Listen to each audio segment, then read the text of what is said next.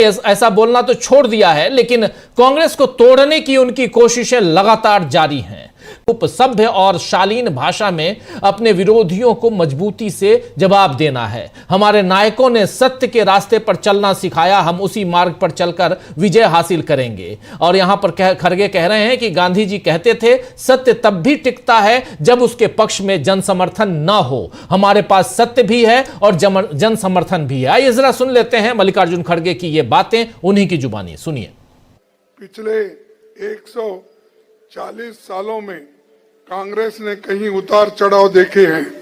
हमारे पास दादा भाई नौरोजी से लेकर महात्मा गांधी जी, सरोजिनी नायडू, सरदार पटेल, नेहरू जी, मौलाना आजाद, नेताजी सुभाष चंद्र बोस, राजेंद्र बाबू जैसे महान नायकों की विरासत है। हमारे नायकों ने हमें सिखाया कि देश और जनता को सशक्त बनाने के लिए हमें लगातार काम करना है। हमें अपने गौरवशाली परंपरा के अनुरूप सभ्य और शालीन भाषा में अपने विरोधियों को मजबूती से जवाब देना है। हमारे नायकों ने सत्य के रास्ते पर चलना सिखाया, हम उसी मार्ग पर चलकर विजय हासिल करेंगे। गांधी जी तो यहाँ तक कहते थे कि सत्य तब भी टिकता है जबकि उसके पक्ष में जनसमर्थन न हो। मैं और एक बार इसके लिए सत्य भी टिकता है जबकि उसके पक्ष में जनसमर्थन न हो, पर हमारे पास सत्य भी है और जनसमर्थन भी है। हाल में रामलीला मैदान की रैली में भारत जोड़ो यात्रा और भारत जोड़ो न्याय यात्रा जैसे कई मौकों पर देश की जनता ने विराट जनसमर्थन हमें दिया है।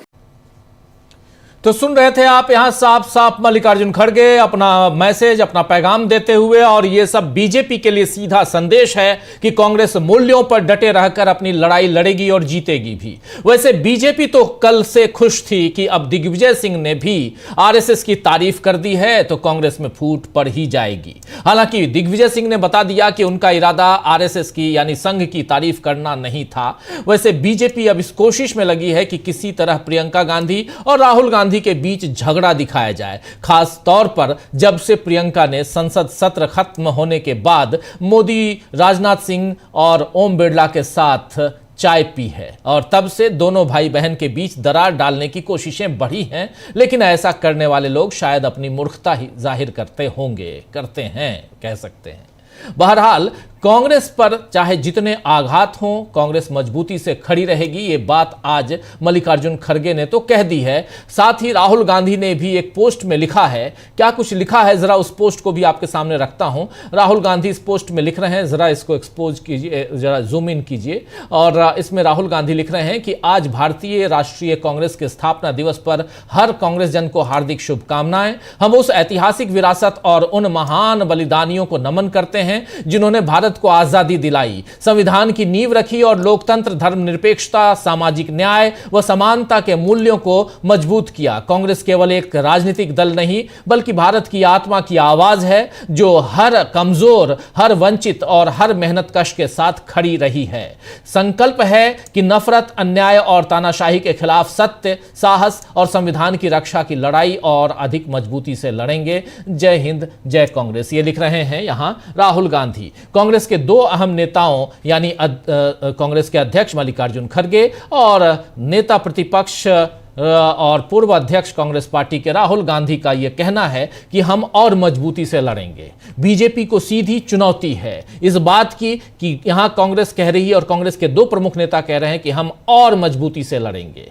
बीजेपी को यह खुशफहमी है कि वह कांग्रेस को हमेशा के लिए सत्ता से बाहर रखेगी, उसके हौसलों को पस्त करेगी। लेकिन अभी जिस तरह कांग्रेस ने मनरेगा और अरावली को बचाने के लिए अगले साल के शुरू से ही आंदोलन का ऐलान कर दिया है, उससे बीजेपी को समझ लेना चाहिए कि देश की राजनीति में केवल सत्ता ही मायने नहीं रखती है बल्कि जनता यह भी जानती है कि सत्ता पर बैठे लोग उसके हक में बात करते हैं या नहीं। फिलहाल तो यही दिख रहा है कि जहां जनहित और संविधान की बात आती है वहां बीजेपी चुप हो जाती है और कांग्रेस ही उसकी रक्षा के लिए आगे आती है। कल सीडब्ल्यूसी की बैठक हुई थी और आज स्थापना दिवस। इन 2 दिनों पर मल्लिकार्जुन खड़गे और राहुल गांधी दोनों ने ऐलान कर दिया है कि अब बीजेपी के अन्यायपूर्ण शासन और तानाशाही रवैये के खिलाफ लड़ाई और तेज होगी।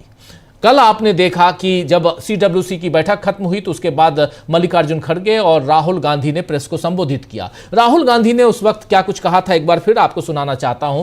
कल के सीडब्ल्यूसी की बैठक के बाद जिस प्रेस कॉन्फ्रेंस को संबोधित किया था मल्लिकार्जुन खड़गे ने, राहुल गांधी ने, उसमें बहुत महत्वपूर्ण बातें कही गई थी। पहले राहुल गांधी को सुनिए एक बार फिर। मनरेगा सिर्फ एक योजना नहीं थी, मनरेगा राइट्स बेस्ड कॉन्सेप्ट था। मनरेगा से देश में करोड़ों लोगों को एक मिनिमम वेज मिलती थी और मनरेगा जो हमारा 3rd टियर है, पंचायती राज का जो टियर है, उसमें directly political participation, finance, support का एक साधन था, मेथड था। तो ये डायरेक्ट राइट्स बेस्ड का जो कॉन्सेप्ट है उस पर आक्रमण है। दूसरी बात, जो फेडरल स्ट्रक्चर है, स्टेट्स का जो स्ट्रक्चर है, उस पे भी ये आक्रमण है। ये जो पैसा लिया जा रहा है ये स्टेट से छीनकर सेंटर ले रहा है। तो ये concentration of power, concentration of finance है। इससे देश को नुकसान होगा, इससे जो गरीब जनता है उनको नुकसान होगा, उनको दर्द पहुंचेगा, उनको कष्ट होगा। और आखिरी बात, मुझे बताया गया है कि ये decision directly prime minister office से लिया गया है और मंत्री से बिना पूछे, कैबिनेट से बिना पूछे ये डिसीजन लिया गया है। इससे आपको आज की हालत क्या है उसके बारे में पता लगता है कि 1 मैन शो चल रहा है और जो भी नरेंद्र मोदी जी करना चाहते हैं वो करते हैं और पूरा का पूरा फायदा वही 2-3 अरबपतियों के लिए है। आप देखना, ये प्रोग्राम कोलैप्स करेगा, राइट्स बेस्ड आर्किटेक्चर कोलैप्स करेगा, इससे रूरल इकोनॉमी को नुकसान पहुंचेगा और यही पैसा नरेंद्र मोदी जी अदानी और अंबानी जैसे लोगों को पकड़ा देंगे। जी बिल्कुल, यहां पर आप कल सुन रहे थे, कल की बात है, महत्वपूर्ण बात जो कह रहे थे राहुल गांधी बता रहे थे। मनरेगा को लेकर कल की मीटिंग थी, बहुत महत्वपूर्ण मीटिंग थी, लेकिन कल से लेकर आज तक कांग्रेस के अंदर हलचल मची हुई है और इस हलचल के बाद क्या कुछ निकल के आ रहा है। आज चर्चा यही करेंगे कि क्या मोदी कांग्रेस को रोक पाएंगे, मोदी क्या कांग्रेस को रोक पाएंगे, एक बड़ा सवाल है। इन सवालों के बीच बीजेपी को कैसे सीधी चुनौती यहां पर मिल रही है, इन 2 सवालों के साथ इस चर्चा की शुरुआत करते हैं। हमारे साथ कुछ वरिष्ठ साथी जुड़े हुए हैं, उनसे पहले आपका परिचय करवाता हूं। देखिए, इस वक्त हमारे साथ 5 वरिष्ठ साथी जुड़े हुए हैं। प्रफुल्ल कोलखियान जी हैं हमारे साथ, प्रेम कुमार जी हैं, जयशंकर जी हमारे साथ हैं, प्रशांत टंडन जी हैं और अमलेंदु उपाध्याय जी हैं। आप पांचों का स्वागत है, इस्तकबाल है, स्वागत इस्तकबाल आप तमाम दोस्त साथी शुभचिंतक आप सबका जो अब तक जुड़ चुके हैं, उनका भी, जो जुड़ने वाले हैं उनका भी। जरा सीधे आना चाहता हूं प्रेम कुमार जी आपके पास। कैसे देखा जाए, कल से लेकर आज तक लगातार एक तरफ प्रहार कांग्रेस के ऊपर तो होता ही रहा है, लेकिन दूसरी तरफ जो मनरेगा की बात हो, यानी अब विकसित भारत जी राम जी योजना, और वो अब कानून बन चुका है, मनरेगा को खत्म कर दिया गया है, रिप्लेस करने की बात कही जा रही है, लेकिन उसके बहुत सारे प्रावधानों को बदल दिया गया। तो माना जाए, क्योंकि नाम भी बदल दिया गया, प्रावधानों को बदल दिया गया, तो ऑलमोस्ट वह पूरा का पूरा कानून ही खत्म हो गया है, ये मैं मानता हूं। और कितनी सच्चाई है, क्या है, वो तो सरकार बताएगी। लेकिन दूसरी तरफ कांग्रेस पार्टी कि अपनी जो तैयारियां हैं उसे चुनौती के रूप में कैसे पेश करने जा रही है कांग्रेस पार्टी, और कितना अब कांग्रेस पार्टी को यहां से रोक पाएंगे नरेंद्र मोदी या उनकी सरकार? कैसे, क्या कुछ दिखाई देता है आपकी, या सब कुछ सिर्फ और सिर्फ मीटिंग धरातल इन्हीं पे है? धरातल पे नहीं है, मीटिंग है, ये माना जाए? जी, शुक्रिया राजीव जी। देखिए, कांग्रेस को और उसकी विरासत, जो उसकी राजनीति है, उसको ताकत कहां से मिलती है? उसकी विरासत सबसे बड़ी ताकत है। और मैं विरासत से बात इसलिए शुरू कर रहा हूं कि आज कांग्रेस का स्थापना दिवस भी है। तो कांग्रेस का स्थापना दिवस हो तो विरासत की बात करना जरूरी हो जाता है। अभी 2 दिन पहले CPI, communist party of India का भी 100 साल पूरा हुआ, उनका भी स्थापना दिवस था। और इसी साल आरएसएस का भी 100 साल पूरा हुआ। तीनों बातें मैं इसलिए कर रहा हूं कि अंग्रेजों के जमाने में थोड़ा याद कीजिए कि प्रतिबंध किस पर लगा था। प्रतिबंध कम्युनिस्ट पार्टी पर लगा 1930 से 34 के दौरान, मेरठ षड्यंत्र केस के बाद। प्रतिबंध कांग्रेस पर 2 बार लगा, 32 में लगा, 44 में, 42 में लगा। लेकिन आरएसएस पर कभी प्रतिबंध नहीं लगा, कोई बैन नहीं लगा, ना हिंदू महासभा पर लगा, ना आरएसएस पर लगा। इस विरासत को हम याद दिलाना चाहते हैं। और यहां से आपको समझ में आएगी, बात आएगी कि जो आजादी से पहले की जो सोच थी, ऐसा थोड़ी था कि सिर्फ अंग्रेजों को भगाना। उपनिवेशवाद के खिलाफ, कॉलोनियलिज्म के खिलाफ यह संघर्ष था। वरना भाई अंग्रेज को भगाने के लिए जर्मनी की मदद ले लेते, लेकिन चूंकि हमें उपनिवेशवाद के खिलाफ लड़ाई लड़नी थी, साम्राज्यवाद के खिलाफ लड़ाई लड़नी थी, तो कांग्रेस की विरासत यहां से है।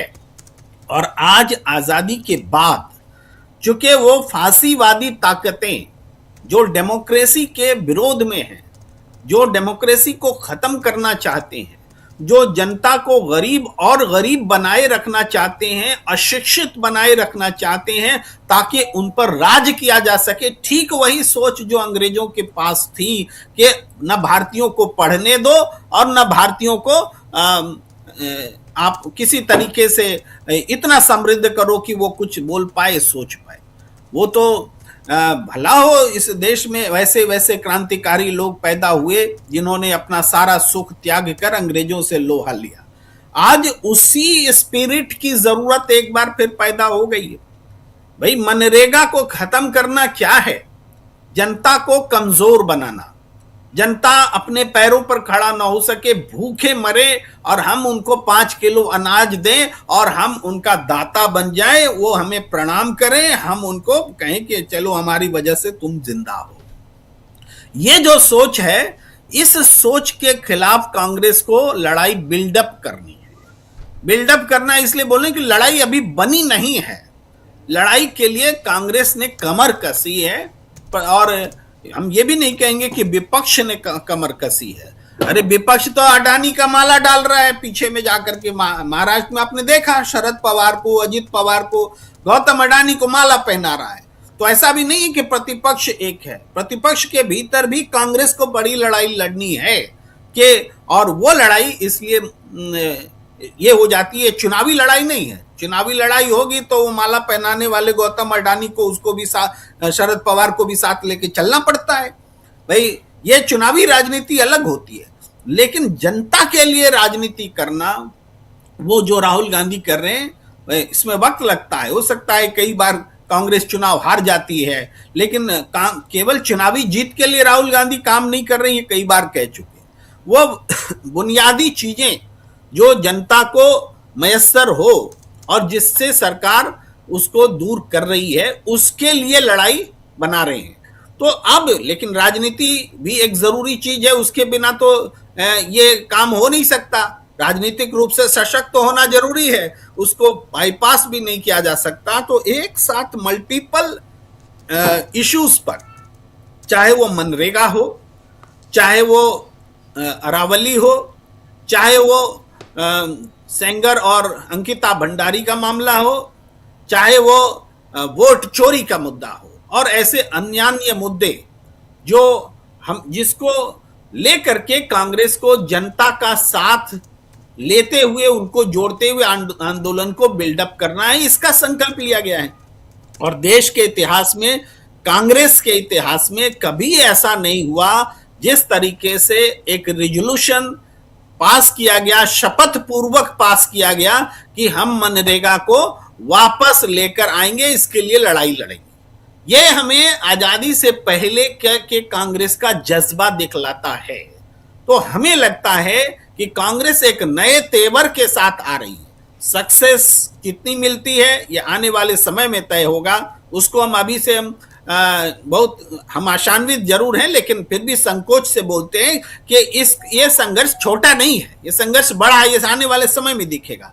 लेकिन बीते 2-4 सालों में राहुल गांधी ने एक संघर्ष बिल्डअप किया है, इसीलिए ये उम्मीद बनती है कि इस संघर्ष को भी वो एक मुकाम तक ले जाने में कामयाब होंगे। अदरवाइज कुछ समय पहले तक ये उन्नाव केस आज का तो नहीं है। उन्नाव की बेटी पहले क्यों नहीं निकल पाई इस तरह से सड़क पर लड़ने? इसलिए कि डरो मत का नारा बुलंद हुआ है। अंकिता भंडारी के खिलाफ, अंकिता भंडारी के साथ और उनके गुनाहगारों के खिलाफ पहले तो लोग सड़क पर नहीं उतर पा रहे थे, आज क्यों उतर पा रहे हैं? क्योंकि डरो मत का नारा राहुल गांधी ने देश में सबको दिया है। आज पीएमओ में भ्रष्टाचार क्यों निकलकर सामने आ रहा है? क्योंकि राहुल गांधी ने माहौल बनाया है कि अंदर से भी कोई आवाज उठे। चुनाव आयोग में चुनाव चोरी की बात थोड़ी ज्यादा मुखर होकर के क्यों आई? क्योंकि राहुल गांधी ने कहा था कि हमें अंदर से खबर मिल रही है। तो खबर कब मिलने लगी? क्योंकि उन्होंने एक आंदोलन बिल्डअप किया। अरावली में लोग अरावली के मुद्दे पर सड़क पर हैं, तो इसका कारण है कि वो विश्वास राहुल गांधी ने और कांग्रेस ने बिल्डअप किया है, अर्जित किया है कि आने वाले समय में आंदोलन को एक नई ऊंचाई तक ले जा सके। और ये संकल्प लेना भी एक बड़े विश्वास की बात है। अब तक क्यों नहीं कांग्रेस इतना बड़ा संकल्प ले पा रही थी? आज ले रही है, क्योंकि आज कांग्रेस में एक आत्मविश्वास जगा है कि हम इस काम को कर सकते हैं। और इसी वजह से हमें लगता है कि परिस्थिति में बड़ा परिवर्तन और व्यापक परिवर्तन आया है।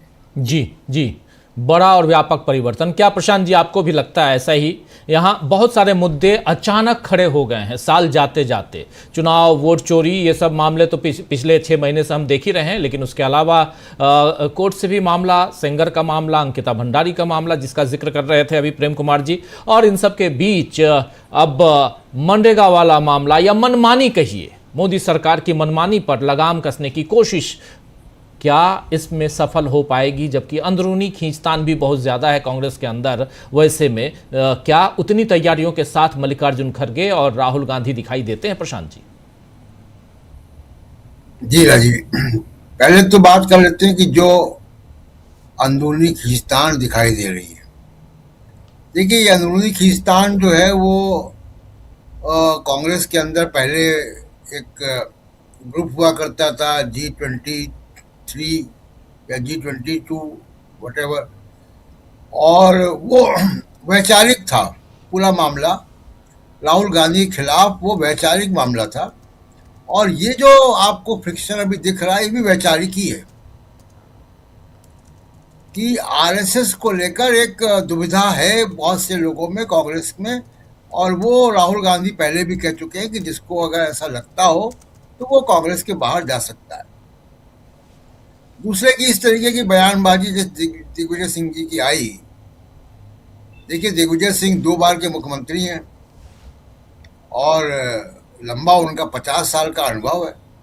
तो वर्किंग कमेटी के जिस दिन वर्किंग कमेटी हो रही उसी दिन वो ऐसा ट्वीट करेंगे तो उनको मालूम है कि हेडलाइन क्या बनेगी, और वही हुआ कि हेडलाइन बनी। तो ये सब उनको ये मालूम है, लेकिन इस खींचतान का कोई व्यापक असर दिखाई देगा कांग्रेस के फॉरवर्ड मार्च में, वो मुझे लगता नहीं। दूसरी बात, अगर कांग्रेस के 140 साल की अगर हम बात करें कि 140 साल कांग्रेस सरवाइव कैसे कर गई और रेलिवेंट भी कैसे है, नेता प्रतिपक्ष का ओहदा लोकसभा राज्यसभा में दोनों में कांग्रेस के पास है, तो ये कैसे हो गया और बीजेपी इसके बर्थ कहाँ ठहरती है। देखिए, आज जो बीजेपी है वो कॉरपोरेट के साथ अलायंस में है, और इस देश में जो कुछ हो रहा है हिंदू मुसलमान सामाजिक वैमनस, वो कॉरपोरेट साजिश है। ये कॉर्पोरेट साजिश हिंदुस्तान में 10-12 साल से चल रही है और उसका जीता जाता 2 उदाहरण बहुत साफ है। कॉर्पोरेट का मीडिया क्या करता है रोज शाम को? क्या वो राष्ट्र निर्माण की बात कर रहा है? क्या वो सरकार से सवाल पूछ रहा है? नहीं पूछ रहा। वो सिर्फ और सिर्फ समाज को बांटने का काम कर रहा है। तो कॉर्पोरेट साजिश इसलिए मैं कह रहा हूं। दूसरा, अभी 2024-25 के आंकड़े आए हैं कि कॉर्पोरेट किसको पैसा दे रहा है। 6,000 करोड़ उन्होंने बीजेपी को दिया है। कांग्रेस को जितना दिया उससे 12 गुना दिया है। तो कॉर्पोरेट के कुछ कॉर्पोरेट घरानों ने ये तय कर लिया है कि बीजेपी उनकी पार्टी है, तो वो मीडिया से और पैसे से बीजेपी को बढ़ा रहे हैं और उनको एक रास्ता साफ है कि समाज में अगर बंटवारा होगा, हिंदू मुसलमान लड़ेंगे, दलित सवर्ण लड़ेंगे, तो बीजेपी का फायदा होगा। इसलिए वो उस स्कीम में वो चल रहे हैं। लेकिन जो आप बात कर रहे थे कि बीजेपी के अंदर अचानक ये कहाँ से खबरें आने लगी, पीएमओ से घोटाले की खबरें आ रही हैं, तमाम और घोटाले की खबरें आ रही हैं, ये कैसे हो रहा है? ये अचानक जो हो रहा है वो बिल्कुल 2011 में आप देखिए कि ऐसे ही हो रहा था। 2010-11 में यूपीए सरकार में भी ऐसे ही हो रहा था। और ये अब मोदी जी कोई नया चीज कर नहीं पाए। उन्होंने देश के विकास का कोई नक्शा नहीं रखा। अगले 20 साल का कोई नक्शा रखा नहीं। केवल उद्घाटन करना और बयानबाजी करने से बात नहीं बनती। आप देखिए पिछले प्रधानमंत्रियों का कार्यकाल, चाहे वो अटल बिहारी वाजपेयी हो, चाहे वो राजीव गांधी हो, इंदिरा गांधी हो, सबने देश के भविष्य का एक नक्शा रखा। वो नक्शा मोदी जी के पास नहीं है। उनके 90% भाषण का 90% हिस्सा कांग्रेस के ऊपर होता है, विपक्षी ताकतों के ऊपर होता है। और अब उनको अंदर से भी जो है वो एक चुनौती आ रही, जिसकी चर्चा मैं करूंगा बाद में। लेकिन कांग्रेस 140 साल तक बनी कैसे हुई है और कैसे रेलिवेंट है अभी भी पॉलिटिक्स में, उसकी स्वीकार्यता है, उसका बड़ा कारण है कांग्रेस का मध्य मार्ग। भारत तमाम भाषाओं, तमाम संस्कृतियों का देश है और उसमें मध्य मार्ग से ही कांग्रेस जो है वो आगे बढ़ सकती है। आप अगर वामपंथ को भी देखिएगा तो वामपंथ ने भारत के संविधान को स्वीकारा, लोकतांत्रिक व्यवस्था को स्वीकारा और उन्होंने मध्य मार्ग लिया। भारत का वामपंथ दुनिया के दूसरे वामपंथी पार्टियों से अलग है जी। लेकिन बीजेपी ने एक रास्ता ऐसा लिया है जो भारत की जो विविधता है, जो भारत की आत्मा है, उसके खिलाफ है। वो केवल उत्तर भारत में ही इसीलिए सीमित रह पाए और अभी भी उनका बीजेपी का जो रास्ता है वो संकुचित रास्ता है।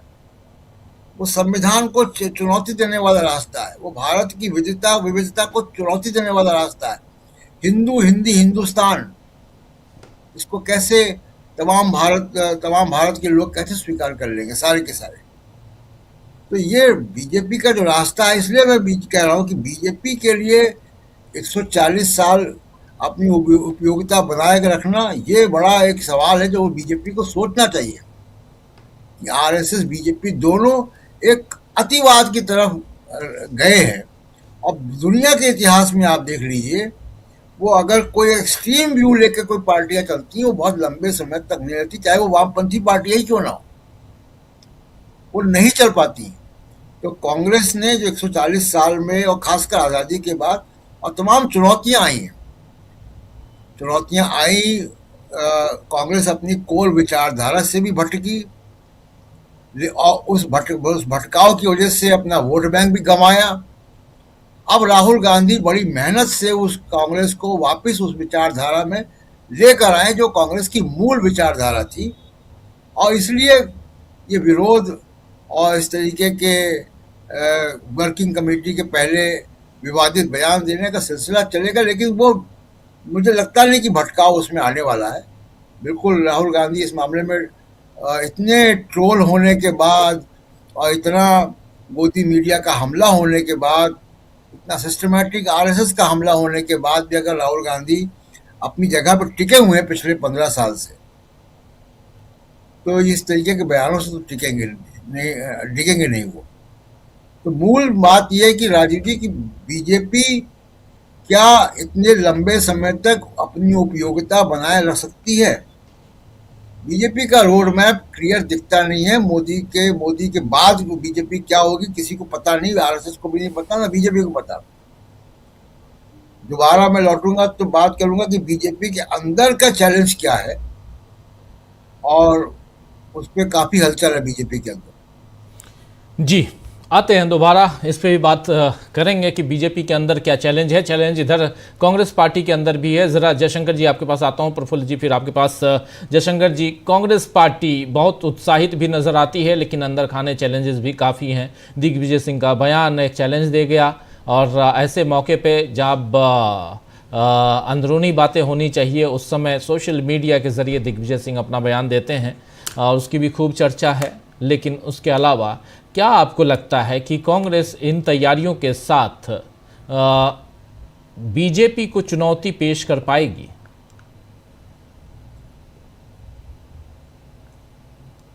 सबसे पहले तो कांग्रेस को उसकी 140वीं कहिए या 141वीं वर्षगांठ मुबारक हो। बहुत लंबा अतीत रहा है, बहुत लंबी विरासत है। उस पर कांग्रेस अगर चले तो बहुत बात बन सकती है, अगर विरासत के मुद्दों को लेकर के भी चले। अभी प्रेम कुमार बता रहे थे कि आरएसएस का 100 साल भी पूरा हो रहा है, कम्युनिस्ट पार्टी का भी 100 साल पूरा हो रहा है। तो कांग्रेस तो उस समय जो बनी थी 1885 में जो बनी थी, उस समय की कांग्रेस तो एक तरह से कुलीन वर्ग, राजाओं नवाबों की पार्टी होती थी कांग्रेस।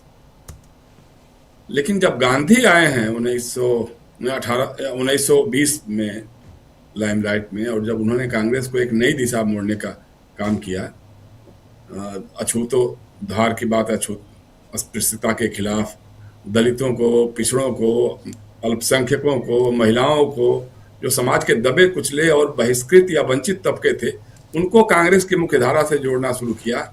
आपको याद होगा कि उसी के बाद कांग्रेस से निकल करके हेडगेवार और इन लोगों ने मिलकर के आरएसएस की स्थापना की थी। तो इनकी स्थापना जो है बेसिकली दलित, ओबीसी, अल्पसंख्यक, इन तबकों को मुख्यधारा में लाने, उनको विशेष अवसर देने की बातें करने के विरोध में हुआ था। और वो एक वैचारिक संघर्ष चलता ही रहा है। दिखाने के लिए तो चूंकि उनके पास एक सामने विलेन होना चाहिए, तो अल्पसंख्यकों में मुसलमान, अभी देखिए इस बार तो क्रिसमस पे ईसाई भी टारगेट पे आ गए। जिस तरह से सांता क्लॉज की तोड़ा गया, मूर्तियों को उसको तोड़ा गया, पंडालों को या उनके जो सजावट थे वो उसके खिलाफ ये की हुड़दंगई की गई, हनुमान चालीसा जाके गाया गया। पहले मस्जिदों के सामने होता था, इस बार चर्च के सामने भी शुरू कर दिया लोगों ने। तो उनका जो गोलवलकर ने उस समय जो कहा था कि हमारे अंदरूनी दुश्मन कम्युनिस्ट और अल्पसंख्यक हैं, वो अभी भी उसी लाइन पे चल रहे हैं, वो उसमें कहीं कोई दो राय नहीं है। दूसरी बात यह है कि देखिए, जैसे मित्र लोग कह रहे थे कि भाजपा के लिए चुनौती या ये की बात, देखिए एक बात तो यह है कि मोदी जी नहीं रहेंगे तो क्या होगा, ये तो पता नहीं। नेहरू जी नहीं रहे तो उसके बाद क्या होगा, ये तो एक अटकल की बात है। लेकिन चूंकि ये विचार शून्य लोग हैं, जिस दिन सांप्रदायिक ध्रुवीकरण के मुद्दों को कांग्रेस ने काट लिया, खत्म कर दिया, उस दिन ये हैसियत पे आ जाएंगे। क्योंकि इनके पास न तो कोई विदेश नीति है, न कोई शिक्षा नीति है, न कोई अर्थनीति है। आज देश जो है कंगाली की अर्थव्यवस्था के रूप में बदल चुका है। जितना जीडीपी है उसका बहुत बड़ा हिस्सा हम विदेशीकरण ऋण से दबे हुए हैं। रुपया हमारा एकदम रसातल की तरफ चला जा चुका है। ये सारी चीजें हो रही हैं इन इशूज को लेकर के। जैसे अभी कहा ना कि वोट चोरी और क्या क्या इशू है, मनरेगा के खिलाफ आंदोलन, या अरावली की जो लूट हो रही है जिस ढंग से, उसके खिलाफ जो आंदोलन हो रहा है। उसी तरह से अंकिता भंडारी और उन्नाव की बेटी का मामला है। आपको याद होगा कि एक निर्भया कांड ने पूरी सत्ता को हिला दिया था। जिस ढंग से सिविल सोसाइटी सड़क पे आ गई थी, आज दुर्भाग्य है आज सिविल सोसाइटी के लोग पता नहीं कहाँ सोए हुए हैं, समझ में नहीं आ रहा है कि उन्नाव की बेटी को न्याय, हाथरस की बेटी न्याय के लिए तड़पती रह गई, उसको कुछ नहीं हुआ। उन्नाव की बेटी को भी न्याय नहीं मिल पा रहा है। और उत्तराखंड की बेटी अंकिता भंडारी, उसके साथ जो हुआ, जो बातें खुल करके आ रही हैं, सामने आ रही हैं, ये वीवीआईपी भारतीय जनता पार्टी के, उनको परोसने की बात की गई थी, गैंग रेप की बात हुई थी, उसका मना किया तो उसकी हत्या कर दी गई। ये जो जनता को टच करने संवेदनशील मामले हैं, इन मुद्दों को भी कांग्रेस को लेकर के आगे बढ़ना होगा। दूसरा ये कि 52 से लेकर के 71 और उसके बाद फिर 80 से लेके 89 या फिर 2089 के बाद 90 के बाद फिर ये क्या बोलते हैं 1999 ना, हाँ 1996 तक था, 95-96 तक था। तो कांग्रेस की सत्ता रही, फिर मनमोहन सिंह के जमाने में यूपीए की सत्ता रही, तो कांग्रेस का एक सत्तारूढ़ चरित्र बन गया। तो अपनी विरासत को खोजते हुए उसको संघर्ष के रास्ते को अपनाना होगा, क्योंकि आज आप विपक्ष में हैं, आज आप सरकार में नहीं है, सत्तारूढ़ नहीं है आप, तो उसको छोड़ करके आपको संघर्ष का रास्ता अपनाना पड़ेगा। और वो संघर्ष, मतलब आश्चर्य होता है कितनी सारी इशूज उठ रहे हैं 11-12 साल में, लेकिन विपक्ष का एक भी नेता जेल में नहीं है। कहीं कोई संघर्ष, कहीं कोई कार्यकर्ताओं का कुछ उस ढंग से जेल भरो अभियान हो या संघर्ष हो, ठीक है, बयान दे दिया आपने, धरना प्रदर्शन कर दिया, हो गया, चलेगा, नमस्कार, हो गया। लेकिन उसके लिए आपको जाकर के कटिबद्ध रूप से, प्रतिबद्ध रूप से जेलों को भरना होगा। उस समय का विपक्ष, अब आश्चर्य है कि जिस ढंग से पहले विपक्ष सरकार के खिलाफ आक्रामक होता था, आज सरकार विपक्ष के खिलाफ आक्रामक है। मतलब इससे बड़ी हंसी की बात कुछ हो नहीं सकती है कि 12 साल सरकार चलाते हुए हो गया और वो विपक्ष नेहरू और इंदिरा गांधी और आपातकाल इस सब की बातें हो रही हैं। तो दरअसल बात यह है, तो इसलिए कांग्रेस को, और दूसरी बात यह है कि जो देखिए, जब विपक्ष में आप होते हैं तो सरकार के बहुत सारे तंत्र यंत्र होते हैं जिसके चलते वो विपक्ष में फूट डालो, इस तरह की बातें करो, ये सब लोग करते हैं। जैसे अब मान लीजिए प्रियंका गांधी की बात आ गई कि साहब वो उनका मिलना प्रधानमंत्री से या इनसे राजनाथ सिंह से और ओम बिरला से, भाई कांग्रेस उस विरासत की पार्टी है जो विपक्ष को भी साथ में लेकर चलती थी और बात करती थी, आपस में मिलना जुलना होता था। तो अगर प्रियंका गांधी गई तो उसमें बुरा क्या है? लेकिन हाँ, भाजपाइयों को बुरा लग सकता है, क्योंकि उनको सोच भी नहीं सकते कि विपक्ष की एक बड़ी नेता जो है वो उनके साथ बैठ करके बात कर सकती है, उनके साथ चाय पी सकती है, उनके सोच में नहीं है। तो इसलिए उसको देखना। अच्छा, दूसरा, दिग्विजय सिंह जैसे लोग जिनका बयान आया है, इस तरह की बातें चलेंगी, बीच बीच में आती रहेंगी, और उस पर उनसे ही पूछना चाहिए कि भाई साहब आपने जो बयान दिया उसका क्या मतलब। उसको लेकर के हवा में तीर चलाने से कोई बहुत बड़ा फायदा नहीं होने वाला है। लेकिन हाँ, उनसे उनकी कैफियत तो पूछनी चाहिए कि हाँ भाई बात क्या है। ऐसे ये बात तो आप अंदर भी कह सकते थे, CWC में भी कह सकते थे, उसको आपने सोशल मीडिया पे क्यों डाल दिया? तो ये बातें हैं। और दूसरा चीज ये है कि कांग्रेस को रास्ता अपना अपनाना होगा। जैसे मैंने बार बार लगातार मैं कहते आ रहा हूँ, जब कांग्रेस अध्यक्ष बने थे राहुल गांधी, उस समय भी दैनिक भास्कर में मैंने लेख लिखा था कि राहुल गांधी को अपने सोच की कांग्रेस बनानी पड़ेगी। राहुल गांधी को खुल करके बोलना होगा, आज की तारीख में बोलना होगा। जो एक कबीर का था ना दोहा, कबीरा खड़ा बाजार में लिया लुकाठी हाथ, उसी तरह से कहना पड़ेगा कि राहुल खड़ा बाजार में, कांग्रेस में लिया लुकाठी हाथ, जो घर आपने फूंकड़े चले हमारे साथ। तो जो इसके लिए तैयार है, जेल जाने के लिए तैयार है, बर्बाद होने के लिए तैयार है, जिसमें कमिटमेंट है, वो हमारे साथ रहे। और जिसको लगता है कि नहीं साहब RSS बहुत अच्छा है, मोदी जी बहुत अच्छे हैं, वहाँ कुछ मिल सकता है, वहाँ कुछ हो सकता है, तो अपना रास्ता नाप लो। अच्छा, अगर नहीं नापते हैं तो आप ढो मत उनको, फिर उनको बाहर करो। सिंपल सी बात है। हमने बात बीच बीच में भी कहा है कि भाई आप डिफरेंट इशूज जो है, जिन इशूज को राहुल गांधी उठा रहे हैं आज की तारीख में, उन इशूज पे कांग्रेस के लोगों का क्या है सोच है, उस पर कभी एक बार मंथन करवा लो, विचार मंथन करवा लो, शिविर करा लो और कहो कि भाई साहब 1 घंटा आप बोलिए इस पर, जरा सा सामाजिक न्याय पे, धर्मनिरपेक्षता पे, संविधान पे, इन सारे मुद्दों पे जरा आप बोलिए, उनसे बुलवाइए। तो वो चीजें बहुत जरूरी है। आपको अपने सोच की पार्टी बनानी होगी, उससे आगे बढ़ना होगा। हाय हाय करने से तो बहुत बात बनने वाली नहीं है कि साहब अरे स्लीपर सेल हैं, तो स्लीपर सेल हैं तो कौन निकालेगा? आप ही निकालना। स्लीपर सेल को तो आपको बाहर करना होगा ना। आप उनको ढोते रहिएगा, वो अपना काम भी करते रहेंगे। तो आज इतना बढ़िया बयान दिया है मल्लिकार्जुन खड़गे का जो भाषण है, या राहुल गांधी का भी जो बयान है, उसको लेकर के आगे बढ़ना चाहिए। उसको लेकर के कांग्रेस के कितने लोग आगे आ रहे हैं, उनके कितने महासचिव आगे आ रहे हैं, CWC के मेंबर्स कितने आ रहे हैं, प्रदेश अध्यक्ष जितने हैं उनके बयान आने चाहिए, उनको लेकर के आगे बढ़ना चाहिए। तो ये जब तक नहीं होगा ना, आप कुछ भी बोलते रहिए, अच्छी अच्छी बातें करते रहिए, उससे कोई बहुत बड़ी बात बनने वाली नहीं है। और दूसरा यह है कि देखिए, आपको एक बात तो तय करनी पड़ेगी कि आपको विपक्ष को साथ में रखना, विपक्ष के अन्य घटक दलों को साथ में रखना है या नहीं रखना है, उनसे लड़ना है या भाजपा से लड़ना है, आरएसएस से लड़ना है या किसी और से लड़ना है। तो वो भी एक तय करके कि लड़ना है तो फिर उसके लिए कुछ करना है। खाली बयानबाजी से तो बात नहीं बनेगी कि आप यहाँ बैठ के बयान दे दीजिए, भाषण दे दीजिए, प्रेस कॉन्फ्रेंस में कुछ बोल दीजिए। आपको अपना संगठन खड़ा करना पड़ा, जहाँ जिनके खिलाफ भी लड़ना है। अब दिल्ली जैसे राज्य में, दिल्ली जैसे प्रदेश में अब तो आपके सामने केजरीवाल नहीं है। केजरीवाल तो अब लेन देन की बात कुछ है नहीं कि मतलब आपसे समझौता हो जाएगा, तालमेल हो जाएगा। तो कांग्रेस को वहां लड़ना चाहिए। अब उसके खिलाफ भी बोलना तो उसके खिलाफ भी बोलिए, लेकिन भाजपा की सरकार के खिलाफ जम करके सड़क पे आइए, मोर्चा लीजिए। तो ये सब चीजें जब तक आप नहीं करेंगे ना, तब तक उससे कोई बहुत ज्यादा बात बनने वाली नहीं है। लेकिन आज माहौल है, आज आम जनता में भी और खास तौर से जनता में तो है ही है। बाकी हमको देख रहे हैं कि जो भक्त अंधभक्त थे, उसमें से भी एक बड़ा तबका जो है वो बात करने लगा कि अरे साहब बात तो सही कर रहे हैं, ये तो मोदी जी ने तो बर्बाद ही कर दिया, कुछ हो नहीं रहा है, कुछ ये नहीं हो रहा है, कुछ लाभ की बात नहीं हो रही है और देश कंगाली की तरफ जा रहा है। अब वो लोग भी महसूस करने लगे हैं।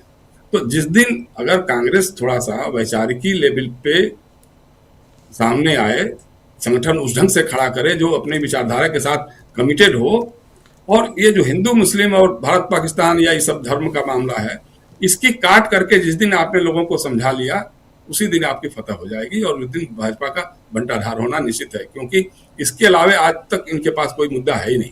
कभी इन्होंने कभी बात ही नहीं की कि नहीं साहब हम इस तरह की शिक्षा प्रणाली करेंगे, इस तरह से औद्योगिकरण करेंगे। आज हम मैं देख रहा हूँ हालत जो है, रेलगाड़ियां मतलब 10-10 घंटे, 15-15 घंटे, 20-20 घंटे लेट हो रही हैं, और सिर्फ पूरब जाने वाली हो रही हैं, जो पूरब या उत्तर पूर्व जाने वाली रेलगाड़ियां हो रही हैं। बाकी हम देख रहे हैं कि पश्चिमी तरफ जो हो या उत्तर भारत में हो या फिर दक्षिण भारत जाने वाली कुछ भी नहीं है। लेकिन कब तक, 12 साल से हो गया, आप रोज चिल्लाते थे, उस समय कहते थे कोहरा तो कुछ भी नहीं है, बहाना है, और ये रेलगाड़ियों की व्यवस्था नहीं सुधार पा रहे हैं। आपने सारी व्यवस्था की कवच लगा लिया, क्या क्या कर लिया, रेल का टिकट का भाड़ा बढ़ाते चले जा रहे हैं। लेकिन आज मतलब आपको बताऊं, मैं अपना अनुभव, कल मुझे जिस ट्रेन से जाना था, रीवा एक्सप्रेस से इलाहाबाद जाना था, और वो गाड़ी 10 बजे चलने वाली थी। पहले बताया गया 1:30 बजे चलेगी, फिर बताया गया 3 बजे चलेने वाली। तो मैंने अपना टिकट कैंसिल कर दिया, हमारा जाना कैंसिल कर दिया, क्योंकि वो ट्रेन पहुंचती कल, आज पहुंची है वो 5 बजे 6 बजे करीब। हमारा प्रोग्राम था इलाहाबाद में 2 बजे का।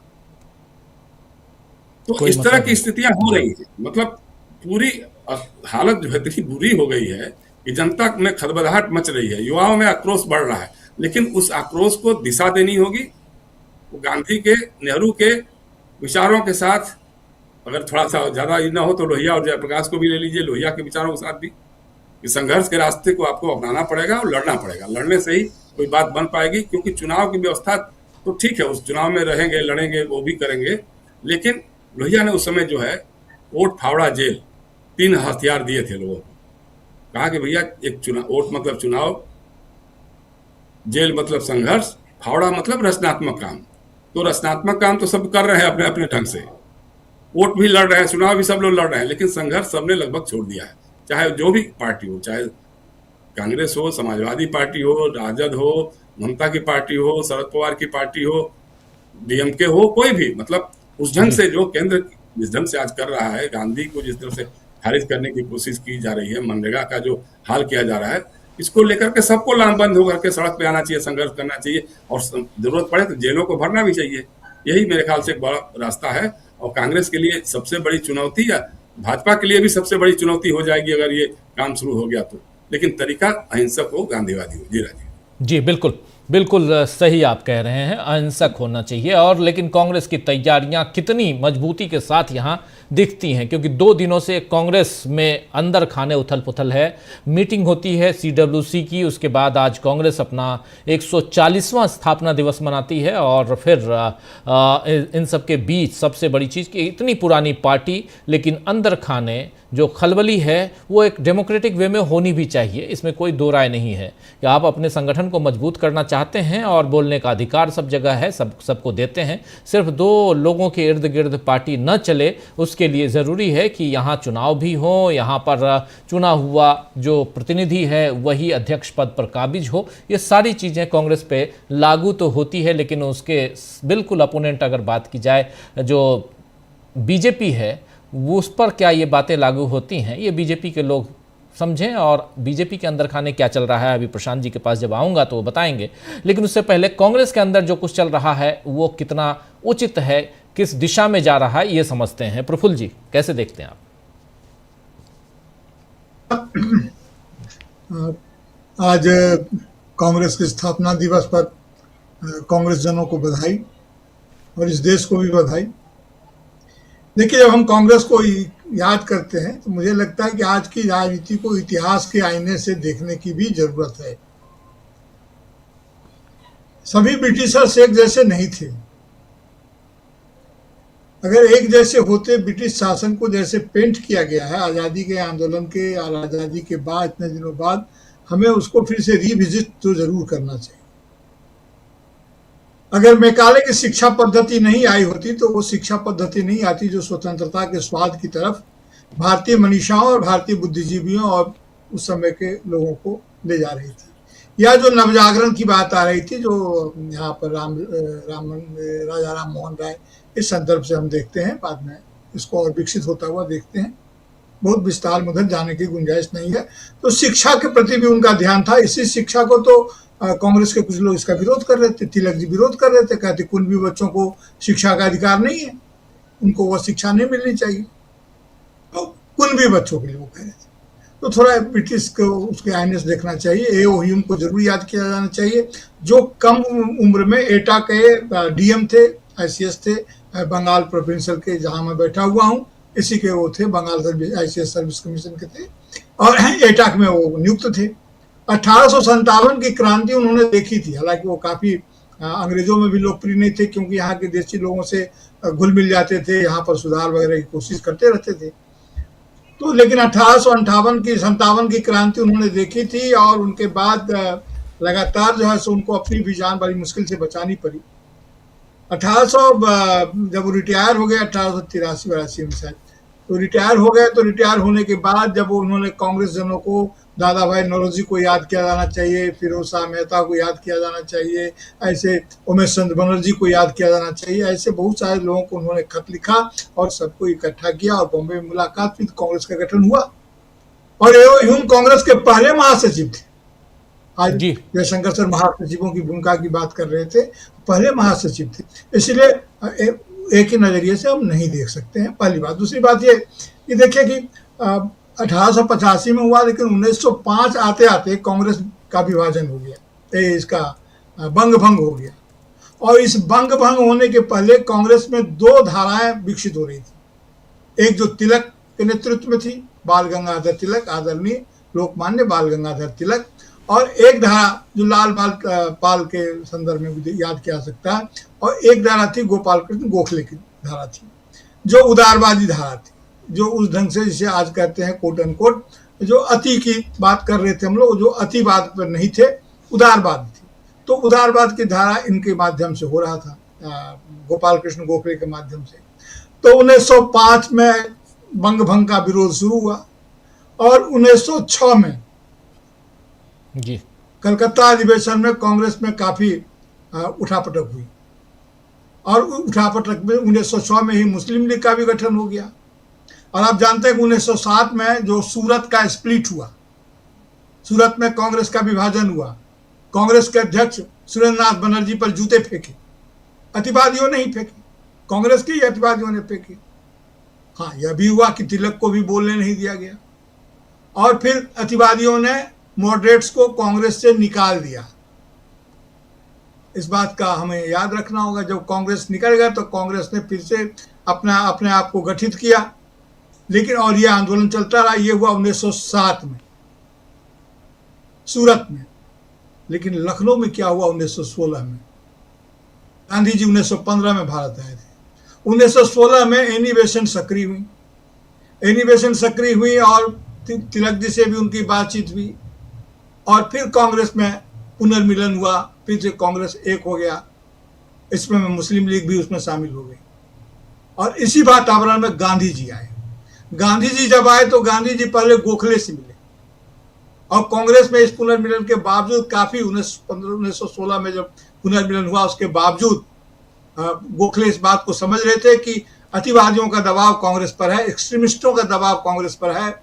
तो गांधी जी को उन्होंने यही कहा कि पहले तुम दोनों में से कौन सही है, मैं सही हूं या तिलक सही है, पहले जाकर के तुम भारत को घूम करके देखाओ। वो भारत घूमने चले गए, भारत घूमते रहे। ऐसे अभी राहुल गांधी ने भी भारत घूम करके भारत जोड़ो यात्रा, भारत जोड़ो न्याय यात्रा उन्होंने की। तो जब वो घूम करके आए, घूम के आने के बाद जब 1915 में वो आए तो 1917 में उन्होंने आंदोलन शुरू किया, जिसे हम चंपारण का आंदोलन कहते हैं। और गांधी जी ने सत्य अहिंसा का आधार लिया, क्योंकि घूमते हुए गांधी जी ये बात तो समझ गए थे कि 1857 की क्रांति के प्रति इस देश की जनता का रुख बहुत ही सकारात्मक है, लेकिन ये देश की जनता चाहती है कि बिना किसी भारी उथल पुथल और हिंसा के आज़ादी की लड़ाई को लड़ा जाना चाहिए, आज़ादी हासिल की जानी चाहिए। क्योंकि उन्होंने 1857 की क्रांति या सिपाही विद्रोह जो भी कह लें, उसके बाद अंग्रेजी शासन के दमन को देखा था, जो शांतिप्रिय लोगों का कितना दमन होता है। तो गांधी जी ने यह बात समझ ली कि सत्य और अहिंसा ही हमारा टूल हो सकता है, और अंग्रेजों के साथ हम प्रेयर पिटीशन की जो शब्दावली अतिवादी यूज करते थे कि कांग्रेस को प्रेयर पिटीशन की पार्टी नहीं बननी चाहिए। तो गांधी जी ने यह महसूस किया कि प्रेयर पिटीशन और कॉन्स्टिट्यूशनलिज्म यानी कि कानून की लड़ाई, सभी कानूनविद थे, वकील थे, तो उन्होंने वो लड़ाई से शुरू की। और 1917 में जब चंपारण का आंदोलन शुरू हुआ, वहां से गांधी जी की बात खिलनी शुरू हुई। और वहां उन्होंने जो गोखले जी के कहने पर उन्होंने भारत को देखा था और भारत की इन भावनाओं को महसूस किया था, तब वो लगातार आगे बढ़ते रहे। और इस पुनर्मिलन के बाद कांग्रेस में अतिवादियों का स्वर धीरे धीरे कमजोर होता गया, लेकिन वह स्वर बीच बीच में उठता रहता है। एक हुक है जो उठती रहती है कांग्रेस के भीतर भी। और ये तमाम लोग समझ गए, अतिवादी लोग समझ गए कि ऐसा करना संभव नहीं है, कांग्रेस को अपने रास्ते चलाना संभव नहीं है।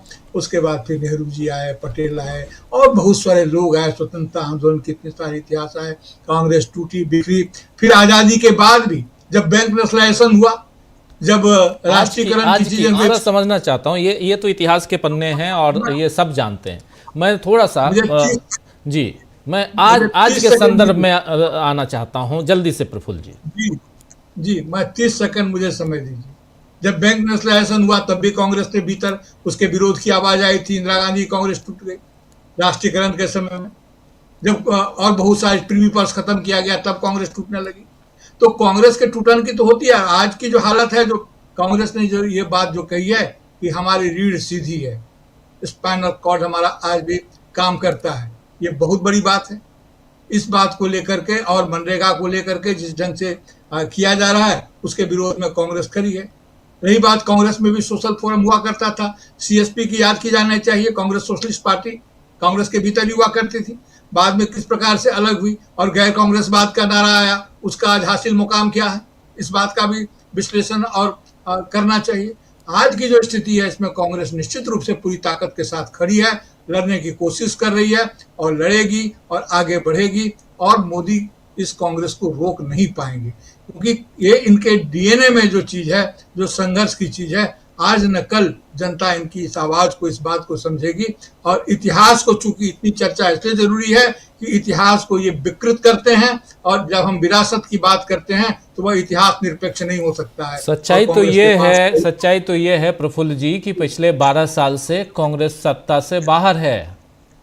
हम जब विश्लेषण कर रहे हैं तो इस बात को क्यों नज़रअंदाज करें कि मोदी जी जो भी कर रहे हों, लेकिन आज कांग्रेस सत्ता से बाहर है। 2024 के चुनाव में भी सत्ता पे काबिज नहीं हो पाई और कई राज्यों में सत्ता से बाहर होती गई।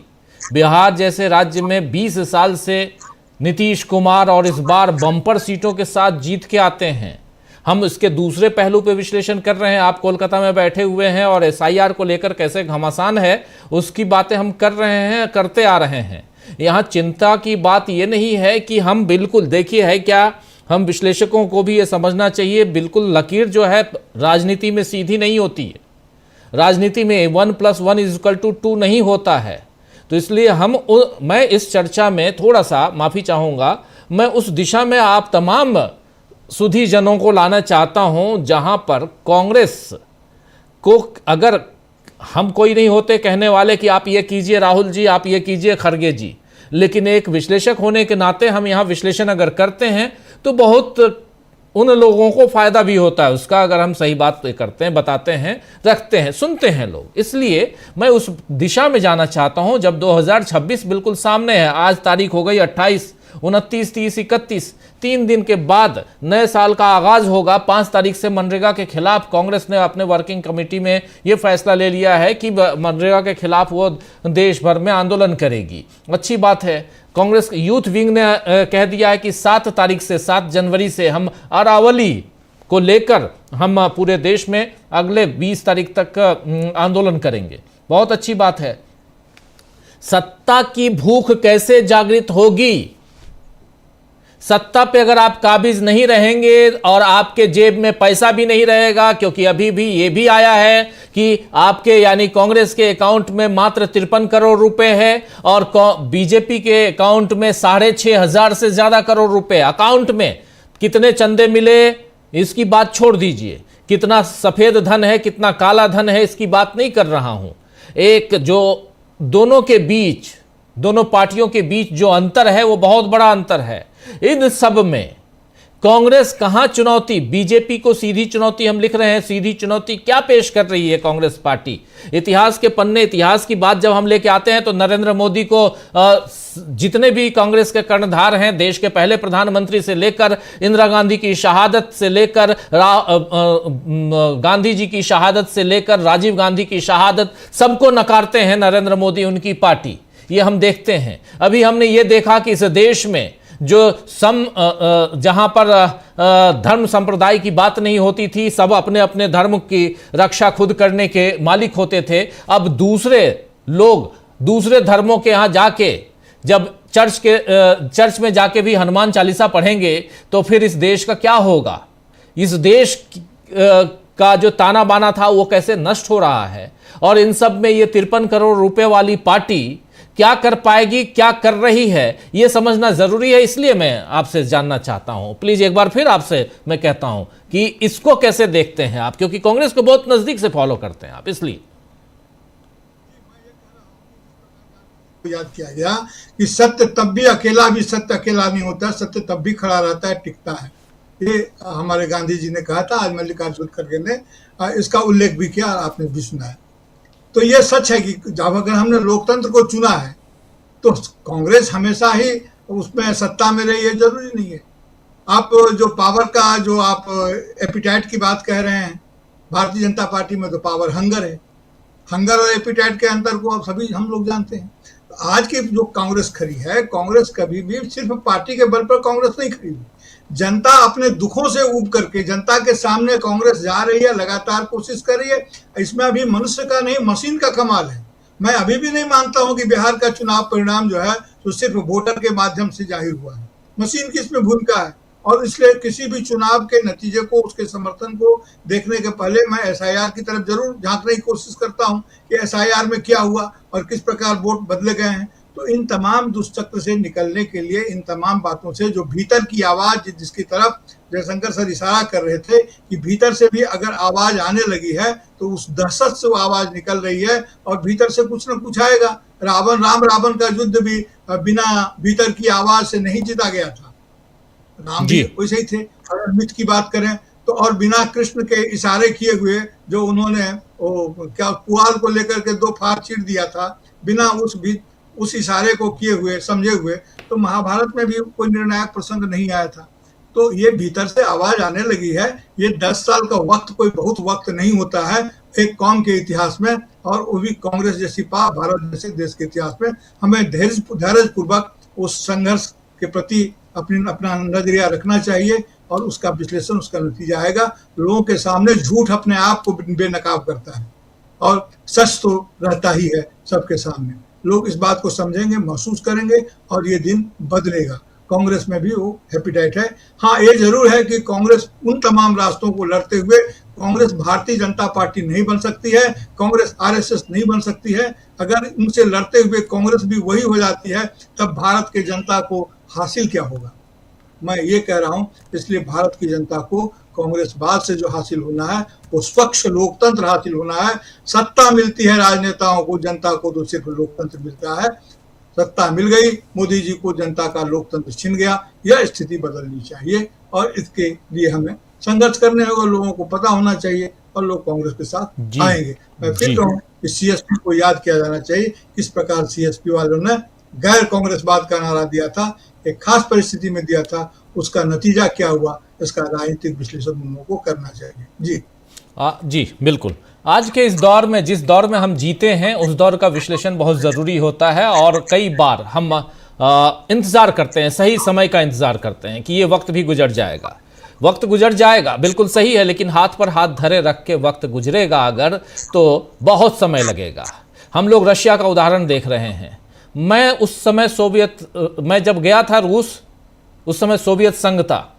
मेरे सामने सोवियत संघ 15 हिस्सों में टूटा, बिखरा। 70 साल का जो वहाँ कम्युनिज्म था, उस शासन का अंत हुआ। रशिया में एक डेमोक्रेटिक सरकार आई और आज पिछले 98 से मेरे सामने व्लादिमीर पुतिन सत्ता पर आसीन हुए थे और उनको बैठाया था उस सत्ता पे उनसे पहले बोरिस एल्सिन ने, जो वहाँ के राष्ट्रपति थे।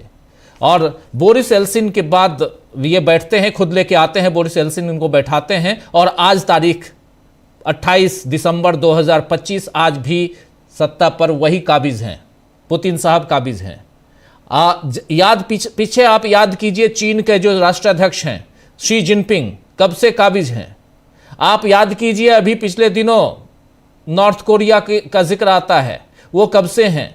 तो ये धीरे धीरे उस दिशा में, अगर 10 साल कुछ नहीं हुआ, 10 से 15वें साल में हम जा रहे हैं प्रफुल्ल जी, 10 से 15 यानी 24 से 29 में भी मोदी का शासन है। मध्यावधि की कोई बात यहाँ नजर नहीं आ रही है, और अगर मध्यावधि की बात भी आती है तो उससे पहले चुनाव। मैं जिस दिशा में लेके जाना चाहता हूं इस चर्चा को, न्यूज पॉइंट को, जरा उसको आप सब, हमारे तमाम सुधीजन, आप लोग समझने की कोशिश कीजिए कि एक पॉइंट और रखता हूं आप लोगों के सामने। अमलेंदु जी आपके पास आता हूं, फिर आप तमाम साथियों के बीच आता हूं, फिर प्रेम कुमार जी, जैसे हम लोग क्रमवार चल रहे हैं। राहुल गांधी ने 3 एक्सपोज किए, 3 बहुत बड़ी प्रेस कॉन्फ्रेंस राहुल गांधी ने की और तीनों में एटम बम, परमाणु बम, हाइड्रोजन बम सब कहा उन्होंने। सीधे चुनाव की चोरी का आरोप लगाया। बिहार चुनाव से पहले राहुल गांधी और तेजस्वी यादव मिलकर 1300 किलोमीटर या 1600 किलोमीटर की यात्रा कर बैठे वोट चोरी के खिलाफ। बिहार चुनाव से पहले अमलेंदु जी, सबको हमने कवर किया।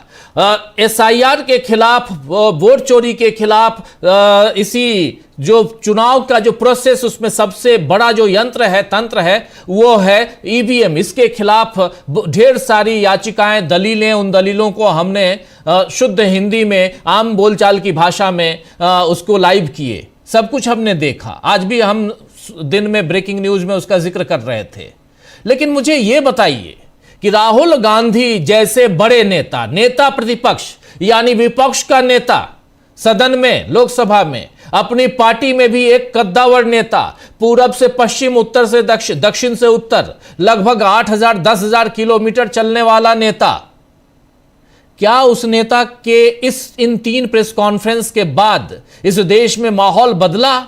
इस देश में उन्हीं की पार्टी, कांग्रेस के काफी साथी जो हैं इस कार्यक्रम को सुनते हैं, क्या उन लोगों ने वोट चोरी के खिलाफ, राहुल गांधी ने जो हरियाणा में वोट चोरी हुई, जो वहां कर्नाटक के महादेवपुरा में वोट चोरी हुई, जो उधर महाराष्ट्र में वोट चोरी हुई, इसके बारे में जो खुलासा किया था उसको आगे बढ़ाने की कोशिश हुई?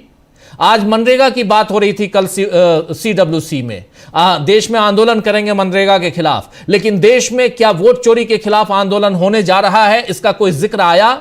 इस पे कोई आगे आंदोलन होने जा रहा है? मेरी जानकारी में उतनी, हो सकता है कि मेरी जानकारी सीमित हो, लिमिटेड हो, और आप लोगों के पास जानकारी हो तो आप लोग बताइए।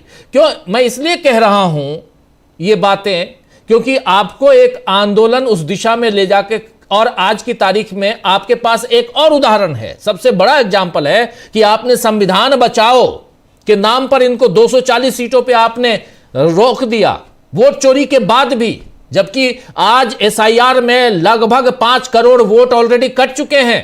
अलग अलग राज्यों के देखें तो 5 करोड़ से ज्यादा वोट कट चुके हैं। 10, 12, 15 करोड़ वोट काट देंगे, उसके बाद आप कहेंगे कि हमारी चुनी हुई सरकार है, तो कौन मानेगा कि आपकी चुनी हुई सरकार है? इतने अंतरों से तो वोट आप जीत कर चले आते हैं। और आज ही आपने द रिपोर्टर्स कलेक्टिव की रिपोर्ट आपने देख ली अमलेंदु जी, उस रिपोर्टर्स कलेक्टिव की रिपोर्ट से ही जिक्र इस चर्चा की शुरुआत कीजिए आप अपने वक्तव्य की। और यहां पर डी डुप्लीकेशन की जो बात होती है, किस ढंग से वोट काटे जा रहे हैं, किस ढंग से अपने वोटर्स को रखा जा रहा है, ये जो खेल है, इस खेल का अंत आखिर कौन करेगा? इस खेल के अंत के लिए किसी ना किसी को तो बाहर निकलना पड़ेगा। हमारे अलग अलग धर्मों की बात कीजिए, हर धर्म में ऐसे ही तो होता है। हर धर्म की किताब में आप चाहे बाइबल पढ़िए, आप चाहे रामचरितमानस पढ़िए, चाहे आप कुरान शरीफ पढ़िए, या और भी दूसरे धर्मों के, सब जगह तो अगर सत्य पर असत्य पर सत्य की विजय, यही तो बताया गया है ना। ये तो फिलॉसफी है, जीवन का सार यही है। और इस पॉलिटिक्स में भी तो वही फिलॉसफी काम करती है, हमारे लाइफ में भी तो वही फिलॉसफी है। तो ये अगर उस दिशा में कोई आगे नहीं बढ़ेगा, उस दिशा में किसी आंदोलन को खड़ा कोई नहीं करेगा, तो फिर राज करते रहिए। फिर चल रहा है रशिया में, चल रहा है चाइना में। अमलेंदु जी, रिपोर्टर्स कलेक्टिव। बिल्कुल राजीव जी, रिपोर्टर्स कलेक्टिव की रिपोर्ट आई है और उस रिपोर्ट बहुत खतरनाक जो है वो संकेत देती है कि किस तरीके से एसआईआर के जरिए एक बड़ी जो है जिसको विपक्ष जो है वोट डकैती भी कह रहा है, बहुत से लोग, अखिलेश यादव मुझे ध्यान पड़ता है उसको वोट डकैती कह रहे हैं, कि ये सब हो रहा है। इसके लिए उस पर किस तरीके से आया है वो सब सामने आया है। राजीव जी, आपने जो जहां से बात शुरू की कि राहुल गांधी ने 3 प्रेस कॉन्फ्रेंसेस की और उसके बाद क्या वो आंदोलन कहीं दिखाई पड़ता आगे बढ़ता हुआ, तो दिग्विजय सिंह को लेकर जो उड़ा मीडिया राजीव जी, तो दिग्विजय सिंह यही बात कह रहे हैं कि राहुल गांधी जो करते हैं, जो उन्होंने मेहनत की, उसके बाद आगे संगठन कितना आगे बढ़ाता है, ये जिसको मीडिया ने दूसरी तरीके से उड़ाया, वो ठीक है मीडिया ने जिस तरीके से उड़ाया, लेकिन दिग्विजय सिंह का कहना यही है कि भाई अगर ऊपर से कोई नेता, विपक्ष का सबसे बड़ा नेता जो है और कांग्रेस पार्टी का पूर्व अध्यक्ष और लोकसभा में विपक्ष का नेता, वो 3 बड़े खुलासे करता है और धमाकेदार वो चीजें हैं, उसके बाद फिर वो जिस तरीके से आगे बढ़ते हुए दिखाई देना चाहिए था, तो वो बढ़ता वो दिखाई नहीं पड़ता है। लेकिन रिपोर्टर्स कलेक्टिव की रिपोर्ट जो राजीव जी, वो राहुल गांधी के दावों पर मोहर लगाती हुई दिखाई पड़ती है। हम लोगों ने राजीव जी एसआईआर पर जो बहस चल रही है सुप्रीम कोर्ट में, उसको पल पल की खबर जो थी कि क्या क्या दलीलें चल रही हैं, कौन क्या दलील दे रहा है, वो सब हम लोगों ने उसको लाइव किया है। फाइनल हियरिंग होगी, उसको भी हम लोग लाइव करेंगे। और उसमें राजीव जी हम लोगों ने भी बताया था कि चुनाव आयोग के वकील जो थे, उन्होंने साफ तौर पर यह कहा था कि जो डी डुप्लीकेशन सॉफ्टवेयर है वो 2023 तक काम करता था, चूंकि वो उसमें खामियां हैं, इसलिए हम उसको बिहार में इस्तेमाल नहीं कर रहे हैं और एसआईआर में उसको इस्तेमाल नहीं कर रहे हैं, ये उनका दावा था। और राजीव जी, रिपोर्टर्स कलेक्टिव की रिपोर्ट ये बताती है कि सुप्रीम कोर्ट में ये कहने के बाद 8वें दिन चुपचाप जो 12 राज्यों में एसआईआर कराया जा रहा है, वहां वो डी डुप्लीकेशन सॉफ्टवेयर लागू कर दिया गया, बिना किसी मैनुअल के, बिना किसी जानकारी के। बीएलओ ने जब ऐप खोला तो मालूम पड़ा वो सॉफ्टवेयर उसमें डाउनलोड है और काम कर रहा है, जिसे आपने सुप्रीम कोर्ट में कहा कि उसमें डिफेक्ट है, वो गलतियां कर रहा है। आपने 8 दिन बाद आपने उसको अप्लाई कर दिया और आपने सुप्रीम कोर्ट में कहा कि उस ऐप की कोई आवश्यकता नहीं है। उसके बाद जब एसआईआर की जब घोषणा की गई तो ज्ञानेश कुमार जी ने भी कहा कि डी डुप्लीकेशन सॉफ्टवेयर की कोई आवश्यकता नहीं है। प्रेस कॉन्फ्रेंस में कहा कि भाई जो एसआईआर का फॉर्म भरेगा उसे मालूम है कि अगर वो 1 की बजाय 2 फॉर्म भरेगा तो उस पर सजा होगी, तो इसलिए उसकी कोई आवश्यकता नहीं है। जब ज्ञानेश कुमार जी ये कह रहे थे तो आपने क्यों उसको फिर लागू कर दिया? तो ये बड़ा सवाल उठा। अब उसके पीछे घपला क्या है, वो रिपोर्ट जो है राजीव जी ये बताती है उस घपले को। घपला ये है उस सॉफ्टवेयर के पीछे कि वो सॉफ्टवेयर अपने मन से काम कर रहा है और जो उसको बताया जा रहा है वो किया जा रहा है, और एल्गोरिथम उसका रोज चेंज हो रहा है, बिना बताए चेंज हो रहा है, नियम रोज जो है अपने आप बन रहे हैं। ये सारी चीजें उसमें निकल कर आई हैं। और क्या हो रहा है कि जिसको हटाना है उसको सॉफ्टवेयर अपने आप हटा दे रहा है, जिसको रखना है उसको रख रहा है। बिहार में भी राजीव जी जो खेल हुआ है वो वोटर डिलीशन का तो हुआ ही, लेकिन वोटर डिलीशन का खेल कम था, वोटर एडिशन का खेल ज्यादा था। और ये सुप्रीम कोर्ट मांगता रह गया कि भाई आपने जिन लोगों को भर्ती किया है नया, आपने किनको भर्ती किया वो लिस्ट तो दे दो। सुप्रीम कोर्ट में आज तक वो चुनाव आयोग ने नहीं दिया है। तो असली खेल जो है राजीव जी वो डिलीशन के साथ साथ एडिशन का भी है, तो ये रिपोर्टर्स कलेक्टिव की रिपोर्ट ये बताती है कि किस तरीके से यानी चिन्हित करके वोट डिलीट किए जा रहे हैं, ये साफ तौर पर आता है। तो ये एक बहुत खतरनाक संकेत है। 3,87,00,000 वोटर जो हैं वो काटे जा चुके हैं 11 राज्यों में। लगभग 95 लाख के आसपास जो हैं वो ये बताया जा चुका है कि इनकी 2003 से मैप नहीं कर रहा है, यानी वो नाम अलग हो गए हैं। उत्तर प्रदेश में लगभग 3 करोड़ नाम जो है वो हटाए जाएंगे, लगभग ये आ चुका है। अगर वो 3 करोड़ भी और जोड़ दिए जाएं तो यानी कि लगभग राजीव जी 3 करोड़ 70 लाख और 3 करोड़ के आसपास ये 6 करोड़ 70 लाख और अगर 90 लाख वो भी मान लीजिए, यानी कुल मिलाकर 7.5 से 8 करोड़ के बीच आपने सीधे सीधे अभी काट दिए। और उसके बाद जब आप रिवीजन करेंगे, लिस्ट तैयार करेंगे, उसमें फिर आप काटेंगे। तो ये घपले जो किए जा रहे हैं, तो ये साफ तौर पर अपने मन की मतदाता सूची बनाई जा रही है, ये वो रिपोर्ट कहती है। और वो रिपोर्ट जो है राजीव जी, उन लोगों ने, रिपोर्टर्स कलेक्टिव के लोग जो हैं, उन्होंने उत्तर प्रदेश और पश्चिम बंगाल में BLOs के साथ जो ट्रेनिंग होती है उस ट्रेनिंग में हिस्सा लिया। और जो उनका ऐप था, उस ऐप की उन्होंने वीडियो रिकॉर्डिंग भी की। ये उनका दावा है कि उनके पास वो वीडियो रिकॉर्डिंग है। और उसमें उन्होंने देखा कि कैसे जो है रोज एल्गोरिदम उसका बदल रहा है और किस तरीके से वो काम कर रहा है, बिना किसी सूचना के उसका प्रक्रिया बदल जाती है। एक जो जिला निर्वाचन अधिकारी थे, जो अक्सर DM होते हैं, कई जिलों में कलेक्टर होते हैं, उन्होंने अपना नाम न बताने की शर्त पर कहा कि ये जो हम जैसे ही उसको लॉगिन करते हैं मालूम पड़ता है कि नियम बदल गए, आनंद फानंद में रोज नियम बदले जा रहे हैं। इससे मालूम पड़ता है कि ये कोई बिना किसी तैयारी के इसको लागू किया गया है और बहुत हड़बड़ी में सारे ये नियम लागू किए जा रहे हैं। अब है क्या मामला राजीव जी? मामला ये लगता है कि नियम इसलिए बदले जा रहे हैं कि अगर अपने काम की मतदाता सूची नहीं बन पा रही है तो अपने काम की मतदाता सूची कैसे बनाई जानी है? मतलब पुतिन भारत में भी पैदा हो तो इसके लिए रास्ता कैसे तैयार हो? तो ये रास्ता SIR के जरिए तैयार करने की कोशिशें की जा रही हैं। रिपोर्ट इसकी तरफ इशारा करती है। चुनाव आयोग से पूछा उन्होंने कि भाई आपने जो किया डीडुप्लीकेशन सॉफ्टवेयर, इसकी क्या आपने प्रक्रिया है, ये क्या काम करता है, इसको आपने कैसे लागू किया, क्या इसका एल्गोरिदम है, क्या इसमें आपने नियम किए हैं, उसका जरा हमको जवाब दे दीजिए। आज तक कोई जवाब उसका नहीं दिया गया है। और राजीव जी, इंडियन एक्सप्रेस की भी एक और पहले खबर थी, उस पर भी हम लोगों ने चर्चा की थी, न्यूज पॉइंट में भी और ब्रेकिंग में भी चर्चा की थी कि वो खबर ये आई थी राजीव जी कि किस तरीके से व्हाट्सएप पर ही SIR जो है वो सैंक्शन हो गया। व्हाट्सएप पर संदेश गया, तीनों मतलब जो चुनाव आयुक्त थे व्हाट्सएप पे ही उनकी सहमति सब आ गई। सुखबीर सिंह संधू जो चुनाव आयुक्त थे, उन्होंने व्हाट्सएप पे ही अपना डिसेंट नोट दे दिया कि ये जो उसमें नागरिकता जांचने का काम है ये ठीक नहीं है, ये हमारा काम नहीं है। ये उनका डिसेंट नोट था और किसी का भी नाम वैध मतदाता उसका कटना नहीं चाहिए, ये उनका डिसेंट नोट था।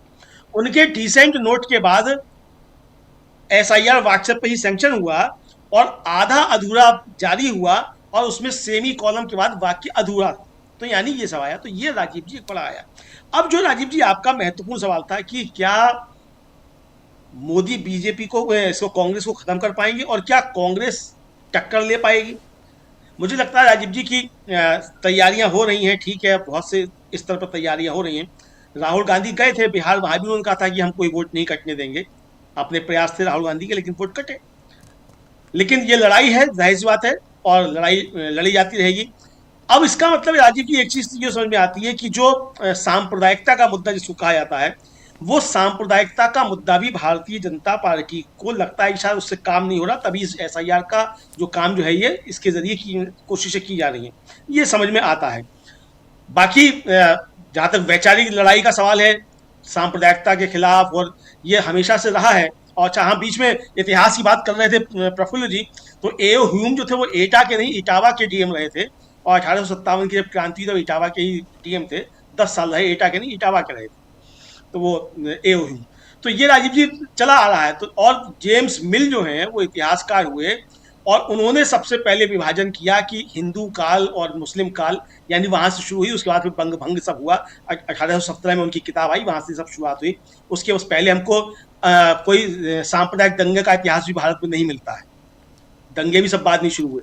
तो ये राजीव जी कांग्रेस जब से बनी है उसके बाद से बहुत से मामलों में आर्थिक नीतियों पे कांग्रेस और भाजपा की कई बार जो है एक सी लाइन मालूम पड़ती रही है, लेकिन एक मसला जो है उस पे दोनों कभी एक नहीं दिखाई हुई है, और वो है सांप्रदायिकता का मसला। कांग्रेस हमेशा सांप्रदायिकता के खिलाफ खड़ी रही कांग्रेस का हमेशा मत रहा आइडिया ऑफ इंडिया। कांग्रेस की जो आजादी की लड़ाई थी वो भारत को बनाने की लड़ाई थी। भारत कैसा हो, एक सक्षम भारत हो, समाज के आखिरी पायदान पे जो खड़ा व्यक्ति है उस तक जो है शासन जो है वो पहुंचे, ये उसका हमेशा लक्ष्य रहा। लेकिन भारतीय जनता पार्टी का लक्ष्य कभी भी समाज के आखिरी व्यक्ति तक पहुंचना नहीं रहा, और ये हमेशा इसी ध्रुवीकरण पर काम करते रहे। ये जिस संगठन से आते हैं उस संगठन के लोग भी इसी पर काम करते रहे। अमलेंदु जी ये बात सब जानते हैं। देखिए, एक आंदोलन की बात हो रही है। 2026 में कांग्रेस पार्टी एक आंदोलन खड़ा करने जा रही है। कांग्रेस पार्टी का कहना है कि मनरेगा के खिलाफ हम आंदोलन करेंगे। बहुत अच्छी बात है।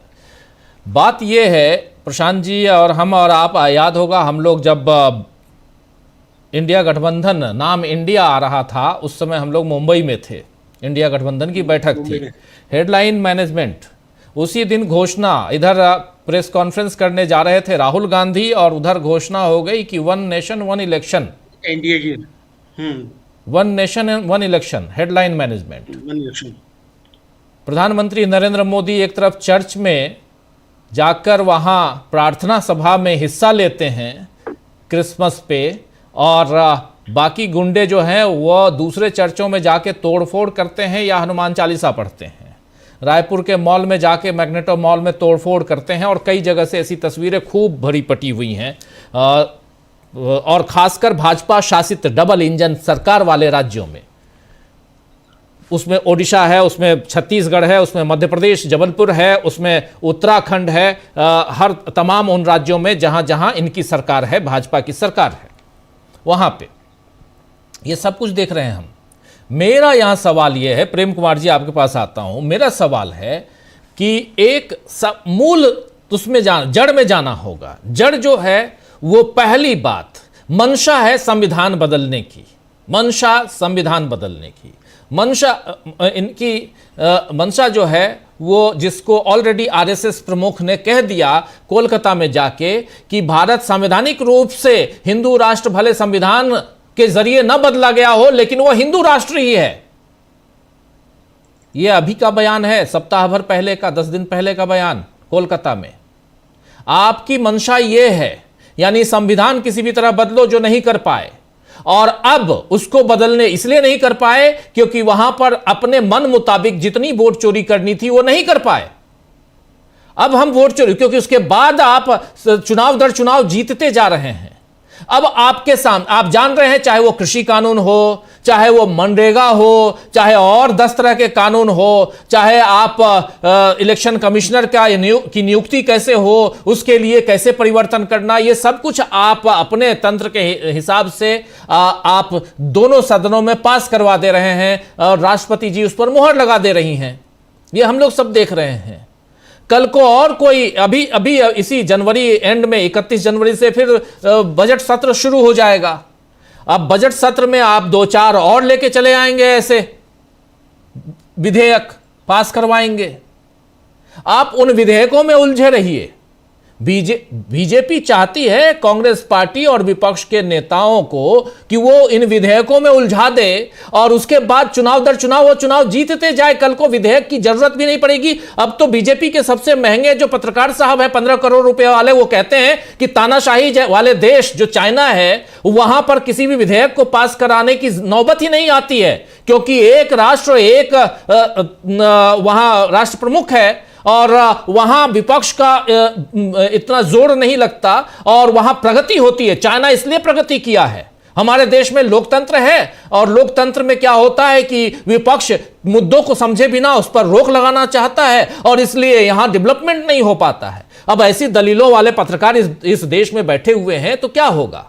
इसलिए मैं कह रहा हूं प्रेम कुमार जी, इस जिस बात की तरफ मैं इशारा कर रहा हूं, जिस बात को खुले तौर पे कह रहा हूं, इसकी गंभीरता को समझने की जरूरत हमारे तमाम आप सुधीजन उसमें कर रहा हूं कि यहां पर मूल तत्व क्या है। मूल तत्व है वोट चोरी।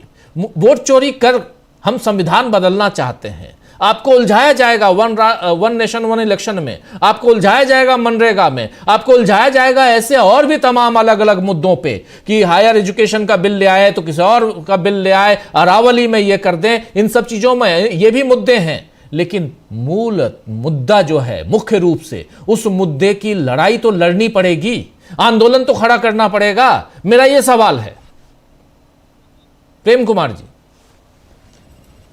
जी जी राजीव जी, देखिए मुझे ध्यान आता है जब 2019 का लोकसभा चुनाव हो रहा था, जब 2024 का हो रहा था, तो एक बहस साथ साथ उठती थी कि अगर मोदी जी हार जाएं और तब भी वो गद्दी ना छोड़े तो क्या होगा। ये अक्सर उस समय एक बहस होती थी, लेकिन ये परवान नहीं चढ़ी क्योंकि वैसे रिजल्ट्स नहीं आए। और हमने डोनाल्ड ट्रंप को भी देखा कि कैसे वहां राष्ट्रपति भवन में उनके समर्थक कूद गए थे, चुनाव ही नहीं मान रहे थे। तो ये उदाहरण मैं इसलिए दे रहा हूं कि डेमोक्रेसी इनको तभी तक पसंद है जब तक इस डेमोक्रेसी के नाम पर जीत मिलती है। जिस दिन ये जीत नहीं मिलेगी, उनको ये डेमोक्रेसी अच्छी नहीं लगेगी। ये भी हो सकता है। और दूसरे देशों में आपने जितना नाम लिया, चाहे उस अमीर पत्रकार के नाम से, उन सब जगह तानाशाही डेमोक्रेसी को चुरा करके ही आई है। किसी भी विचार के नाम पर डेमोक्रेसी को हड़प करके आई है। और हमारे देश में डेमोक्रेसी चूंकि और देशों के मुकाबले हमारे जीन में है, हमारे व्यवहार में है, हमारी परंपरा में है, हमारी संस्कृति में है, तो इस हिसाब से इस डेमोक्रेसी को सीधे सैनिक तानाशाही और इन तरीकों से न हड़प करके छद्म तरीके से हड़पने का प्रयास हो रहा है। और उसका ही तंत्र है वोट चोरी। वोट चोरी वही है, वो भी डेमोक्रेसी का अपहरण है। डेमोक्रेसी का अपहरण दूसरे तरीकों से भी होता है। जैसे एक घटना में याद आती है कि शरद पवार जी मीटिंग में थे, अजित पवार ने खुलासा किया था, गौतम अडानी के साथ मीटिंग हुई, सरकार कैसे बदला जाना है तय हुआ। तो वो भी एक तरीका है सरकार हड़पने का, कि कैसे रातों रात शपथ दिला दिया जाए, कैसे सरकार हाथ में ले लिया जाए। विधायकों को खरीदना और सांसदों को बदलना, राज्यसभा में बहुमत लाना, डेमोक्रेसी को अपने अनुकूल बनाना ताकि विधेयक पास करने में कोई दिक्कत ना हो, विपक्ष की संख्या इतनी कम रहे कि उनकी कभी आवाज दबा दो, कभी उनको मार्शल से निकाल दो, कभी 100 सांसद बाहर कर दो, ये सारी चीजें अपने अनुकूल बना लो। तो ये भी डेमोक्रेसी को अपने हिसाब से कंट्रोल करने का तरीका है। डेमोक्रेसी के रहते हुए अनडेमोक्रेटिक नॉर्म्स को डेवलप करने का तरीका है। और उसमें मीडिया पर तो कहने की आवश्यकता ही नहीं, वो एक अलग चैप्टर ही होता है कि उसको भी अपने अनुकूल बना लो। और ये सारी चीजें चाइना में भी है, रसिया में भी है, उत्तर कोरिया में भी है, सारी जगहों पर इसी तरह से चीजें चल रही हैं। ये कॉमन बातें हैं। पर बात है कि हिंदुस्तान तब भी रसिया नहीं है, तब भी नॉर्थ कोरिया नहीं है, तब भी चाइना नहीं है। यही कारण है, वरना इस देश में एक आवाज ही तो है जो सबसे ज्यादा मुखर है, एक ही आवाज है।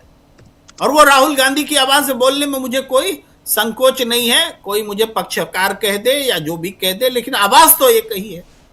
तो उस आवाज को आज किसी भी तरीके से अनडेमोक्रेटिक तरीके से बंद किया जा सकता है, लेकिन क्यों नहीं किया जा पा रहा है? इसका कारण है जनता। क्योंकि आज भी अपोजिशन में रहने के बावजूद जनता का सम्मान अपोजिशन को रहता है। इसलिए उस तरीके से सत्ता नहीं हो पाई। नेशनल हेराल्ड केस हो गया या दूसरी चीजें हो गई, हेमंत सोरेन जेल चले गए, अरविंद केजरीवाल चले गए। उन्होंने प्रयोग करके देखा कि क्या राहुल गांधी को भी अंदर किया जा सकता है, करके देखा, लेकिन अभी तक हिम्मत नहीं हुई है। तो इसका कारण है कि राहुल गांधी सुस्त बैठे हुए नहीं है, सरकार चलाने में मगन नहीं थे जैसे अरविंद केजरीवाल थे, जैसे हेमंत सोरेन थे। राहुल गांधी एक्टिव रहे, पूरे देश में उन्होंने घूमा, उनकी पार्टी को तोड़ने की कोशिश की। उनके साथी तो सब छीन लिए गए, खरीद फरोख्त हो गई, लेकिन फिर भी राहुल गांधी ने नए साथी बनाए, नए नए इलाकों में अपना समर्थन जुटाया। भाई हिंदुस्तान में जो अपोजिशन है, जितना भी ढीला ढाला अपोजिशन हो, लेकिन भाग कोई नहीं रहा है। सब इंडिया गठबंधन में चिपका हुआ है। सब कहते हैं हम इंडिया गठबंधन के साथ हैं। क्यों?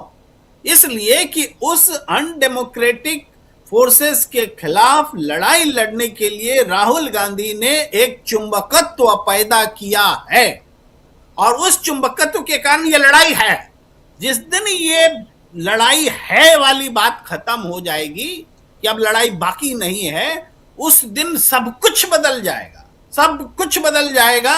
ना हमारे आपके अधिकार होंगे, ना हम खोल कर डिबेट कर रहे होंगे। कोई ना कोई कानून के तहत हमको नोटिस भेज दिया जाएगा, बंद कर दिया जाएगा। या आंदोलनकारी को तो बात छोड़िए, अब तो कुलदीप सेंगर के समर्थन में भी लोग निकल के आ रहे। कभी सोच सकता था कोई कि बलात्कारी के समर्थन में जुलूस प्रदर्शन हो सकता है? लेकिन हिमाकत देखिए, ये वही हिमाकत है कि अनडेमोक्रेटिक फोर्सेस चूंकि मजबूत है, और उससे जो संघर्ष है, भाई योगिता जो संघर्ष कर रही है उन्नाव की बेटी के साथ में, वो कोई पॉलिटिकल आदमी थोड़े है, पॉलिटिकल महिला तो नहीं है।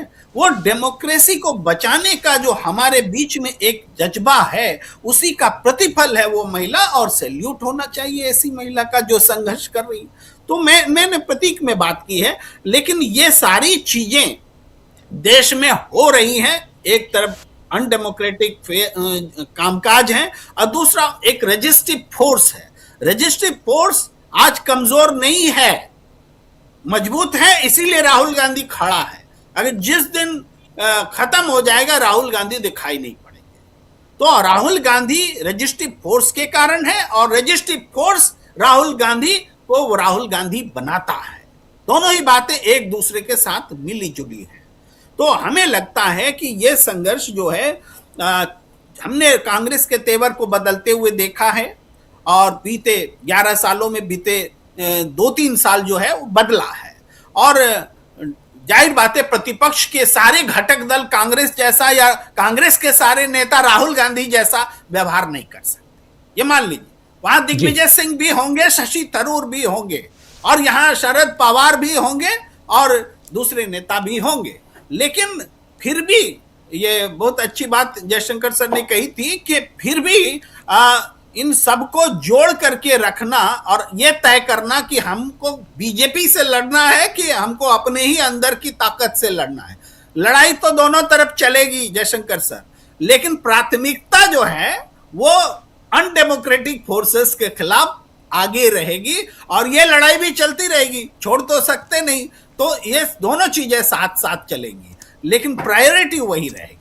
तो इस तरह से हम देखें कि ये बीजेपी को सीधी चुनौती की तरफ बढ़ रही है कांग्रेस, पर खतरा जरूर है, क्योंकि अब ये सत्ता छोड़ेंगे, ये थोड़ा सा संशय होने लगा है, क्योंकि ये डेमोक्रेटिक पूरी सिस्टम को तहस नहस करके किसी तरह सत्ता में काबिज रखने, ये जो 2047 और इधर उधर का सपना जो दिखाते हैं, क्या जन समर्थन से थोड़े सपना देख रहे हैं, ये उसी ताकत के दम पर सत्ता में बने रहने का सपना देख रहे हैं। तो इस बात को, इस खतरे को समझना पड़ेगा। उनकी ताकत उसी तरह से है, और वो क्या वो ऐसा कर पाएंगे, ये एक बड़ा सवाल है। और सारी चीजें कांग्रेस से पर ही उम्मीद टिकी हुई है कि डेमोक्रेसी बचेगी कि नहीं बचेगी। तो इस लड़ाई को इसीलिए जितना साथ मिले, जितना इस लड़ाई के साथ में आवाज मिले, ये एक वक्त की आवश्यकता है। हम हो सकता है, हम चूंकि इस तरह से बोल रहे हैं तो हमें कांग्रेसी करार दिया जाए, हमें कुछ और करार दिया जाए, नहीं, लेकिन ये वक्त है। ऐसा बिल्कुल नहीं है, ऐसा बिल्कुल नहीं है। आपको क्यों कांग्रेसी करार दिया जाएगा? आप एक विश्लेषक के रूप में हैं, आप विश्लेषण कर रहे हैं, और विश्लेषण में एक पक्ष तो आपको लेना ही होता है। मैं हमेशा बोलता हूं कि हम पत्रकार हैं, और हम खुद को कहेंगे कि हम निष्पक्ष हैं, किसी का पक्ष नहीं लेंगे, ऐसा नहीं हो सकता। हमको किसी न किसी का पक्ष लेना होगा। और इस वक्त देश को अगर एक लड़ाई, संविधान बचाने की लड़ाई थी, उस मुहिम में हम भी संविधान के साथ हैं। मेरे टेबल पे इस वक्त भी देखिए, ये संविधान की किताब मेरे पास हमेशा रहती है। इसके ये तो इंग्लिश पार्ट है, हिंदी भी है, और इस संविधान की लड़ाई ये हिंदी है। तो इस संविधान की लड़ाई अगर कोई भी एक भारत का नागरिक होने के नाते, वो तो लड़ना होगा ही ना प्रेम कुमार जी। हम अपने, राहुल गांधी राजनेता हैं, हम पत्रकार हैं, नरेंद्र मोदी देश के प्रधानमंत्री हैं, लेकिन राजनेता भी हैं, पॉलिटिक्स भी करते हैं। पॉलिटिशियंस, वही मैं कह रहा था, पॉलिटिक्स में 1+1=2 नहीं होता है, 1 और 1 मिलकर 11 होता है। वहां उस हिसाब से पॉलिटिक्स में ना कोई दोस्त होता है, ना कोई किसी का दुश्मन होता है। आज यहां है, कल वहां हो जाते हैं। त्रिवेंद्रम में, जब तिरुवनंतपुरम में चुनाव हो गया, सब कुछ खत्म हो गया, तो शशि थरूर जी दौड़े दौड़े कल आ रहे थे, और जब चुनाव था तो कभी किसी भी मीटिंग में नहीं आए, कांग्रेस पार्टी की मीटिंग में। तो ये सब पॉलिटिक्स है। लेकिन हम लोग जब बात करते हैं प्रेम कुमार जी, तो आप इस चीज को बिल्कुल अंडरलाइन मत कीजिए कि आपको क्या सोचेंगे लोग। जो सोचना है सोचे। मैं अभी इतनी बातें रख रहा था, 4 लोग ऐसे लिख रहे हैं कि राजीव जी आप निराशापूर्ण बातें कर रहे हैं, आप निराश हैं। राजीव जी एंकर हैं, भाई मैं एंकर हूं। मैं आपके, हमारे, हम सब के सवालों का जवाब, जब प्रफुल्ल जी इतिहास की बातें, मुझे बहुत पसंद है इतिहास की बातें कर रहे थे, बहुत महत्वपूर्ण बातें कर रहे थे, लेकिन मैं इनको रोका, इसलिए रोका क्योंकि आज की तारीख में हमारे दर्शक ये सुनना चाहते हैं कि कल को कांग्रेस क्या करने जा रही है, कल क्या हुआ, इसकी बातें हम खूब करते रहे हैं, इतिहास के पन्नों को पलट लेंगे। तो ये मेरा रोल होता है और यही रोल आप सबका भी है। तो कतई नहीं प्रेम कुमार जी, कतई नहीं, आपको लोग क्या सोचेंगे, मुझे लोग क्या सोचेंगे, ये उनके ऊपर छोड़ दीजिए। हमारा काम क्या है, हमारा धर्म क्या है, पत्रकारिता हमारा काम, पत्रकारिता हमारा धर्म है, और वही हम कर रहे हैं। कर्तव्य हमारा है, कर्तव्य कर रहे हैं, और उसमें जो सच्चाई है वो सामने लाने की कोशिश कर रहे हैं। फैक्ट यही है कि वोट चोरी एक बहुत बड़ा मुद्दा है। फैक्ट यही है कि संविधान को बदलना इनका मूल तत्व है। संविधान बदलने की चाहत है, इस चीज को आप नकार नहीं सकते हैं। और संविधान बदलने की चाहत नहीं होती तो मनरेगा को खत्म नहीं किया जाता, ऐसे 100 से ज्यादा कानूनों को खत्म नहीं किया जाता आज तक।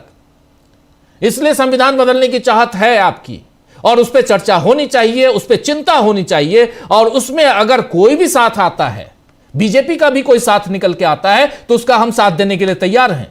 कहेगा कोई कि हम संविधान बदलने में विपक्ष के साथी हैं या इस देश के साथ हैं। हम भी नागरिक हैं, आप भी नागरिक हैं प्रेम कुमार जी, इस देश के नागरिक आप भी हैं, इस देश के नागरिक हम भी हैं। हमारा भी फर्ज बनता है। क्या आप रोड पे निकलते हैं, हम पत्रकार हैं, लेकिन किसी का एक्सीडेंट हो गया तो हमारी इच्छा नहीं होती क्या कि उसको उठा के जल्दी से जल्दी हॉस्पिटल पहुंचाया जाए, या उसके लिए डॉक्टर आएगा तभी वो लेके जाएगा। एक आम नागरिक होने के नाते आप हेल्प करना चाहते हैं, वही काम है। तो इसलिए बिल्कुल अंडरलाइन मत कीजिए, क्योंकि आप कई बार कर चुके हैं, इसलिए मैं कह रहा हूं, माफी चाहूंगा।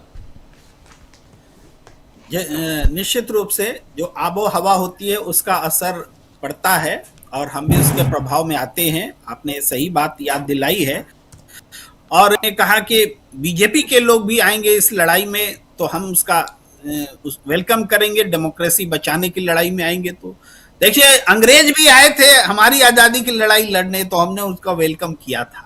चाहे मेरठ षड्यंत्र केस ले लीजिए, चाहे एओ ह्यूम जी का उदाहरण दे दीजिए, जिसने कांग्रेस की को बनाया, जी स्थापना की। तो अंग्रेज, इवन फ्रांस से भी लोग आए थे भारत में उस संघर्ष को आगे बढ़ाने के लिए। विदेशी आए थे, भारत के, हिंदुस्तान की आजादी की लड़ाई लड़ने के लिए आए थे। तो ये भी फैक्ट है। तो जो कॉज होता है, जो पब्लिक के इसमें हित में होता है, तो बहुत लोग अपनी राष्ट्रीयता भी भूल जाते हैं, देश छोड़ करके आते हैं, बहुत लोग धर्म भूल जाते हैं, बहुत लोग पार्टी भूल जाते हैं। यानी इन सब चीजों से ऊपर उठ करके ग्लोबल जो ह्यूमैनिटी है उसके लिए भी वर्क करना पड़ता है, और इसी का नाम तो गुरु रविंद्रनाथ टैगोर है। आज तो गुरु रविंद्रनाथ टैगोर और या उनकी भाषा बोलिए तो आप राष्ट्रवाद के दुश्मन और देश के दुश्मन सब करार दे दिए जाएंगे। लेकिन उस समय भी टैगोर ने तब ग्लोबल भाषा बोली थी, उस बात को वो हमारी धरती से बोला जा सकता है। तो ये जो बहस है ये वास्तव में एक जरूरी बहस है। कई बार एक चर्चा में ही आज मैं बैठा था, हालांकि समय बहुत हो रहा है, फिर भी मैं संक्षेप में बोलने का प्रयास करता हूं कि एक चर्चा में ही बैठा था, हुआ कि देश बड़ा या धर्म बड़ा, ये बहुत बड़ा सवाल उठा दिया जाता है, और उसके अपने मायने होते हैं, मकसद होते हैं। लेकिन यहां एक लाइन बोलना चाहता हूं कि धर्म का विस्तार बड़ा है। देश तो हिंदुस्तान हो सकता है, हिंदू धर्म हिंदुस्तान से बाहर भी हो सकता है, इस्लाम एक देश से अधिक देशों में भी हो सकता है, ईसाई क्रिश्चियन धर्म भी हो सकता है। तो धर्म का विस्तार देश से जरूर बड़ा है, लेकिन देश जिसमें हमें, हमारा वतन, वो निश्चित रूप से धर्म को हम निजी बना करके उसको प्रायोरिटी पर रखते हैं। तो वही डेमोक्रेसी भी इसी में से एक तीसरा विषय है कि डेमोक्रेसी सबसे बड़ा है।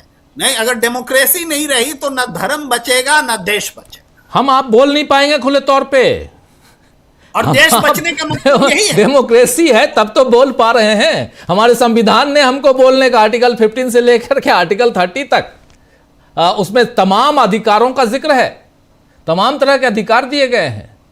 इसलिए डेमोक्रेसी जरूरी है, इसलिए संविधान को बचाने की बात मैं बार बार करता हूं। प्रशांत टंडन जी, जी करता हूं अपनी जी प्लीज प्लीज प्लीज जी। कि डेमोक्रेसी जो है एक धार्मिक व्यक्ति के लिए भी, एक राष्ट्र भक्त के लिए भी, मैं राष्ट्रवादी नहीं बोल रहा हूं, राष्ट्र भक्त के लिए भी प्रायोरिटी की चीज है। क्योंकि डेमोक्रेसी के बिना हमारी राष्ट्र भक्ति भी जिंदा नहीं रहेगी, वो अडानी भक्ति में भी बदल सकती है। जी बिल्कुल बिल्कुल सही आप कर रहे हैं। प्रशांत जी, अंदर खाने की बात आप कर रहे थे, हालांकि हम लोगों ने बहुत, और समय बिल्कुल बाहर जा चुका है, लेकिन फिर भी कम शब्दों में जल्दी हम लोग समेटने की कोशिश करेंगे, लेकिन आप लोगों की बातें सेकंड राउंड में सुनना जरूरी है। प्रशांत जी, अंदर खाने की बातें राजीव जी बहुत विस्तार से कई दिनों तक चलेगी। जी जी, ये तो अभी सीजन 1 शुरू हो रहा है, इसके 4-5 सीजन आएंगे। कहानी बड़ी दिलचस्प होती जा रही है। लेकिन क्योंकि बात कांग्रेस की हो रही थी, तो दो बातें, एक बात जरूर कहना चाहूंगा कि देखिए, कांग्रेस के सामने या विपक्ष के सामने एक बड़ा मौका 2026 में आने वाला है।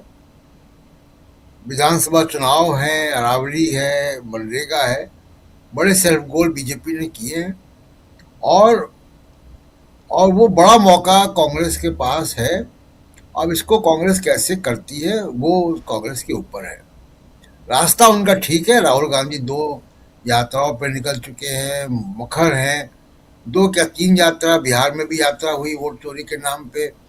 खुद वो काम कर रहे हैं, इन्वेस्टिगेशन जो पत्रकारों का काम है, और लोगों से जाके मिल रहे हैं, तमाम समाज के तमाम तरीके के लोगों से जाके मिल रहे हैं, खुद वीडियो बना रहे हैं, बहुत सारा जो काम विपक्ष का नहीं है वो कर रहे हैं।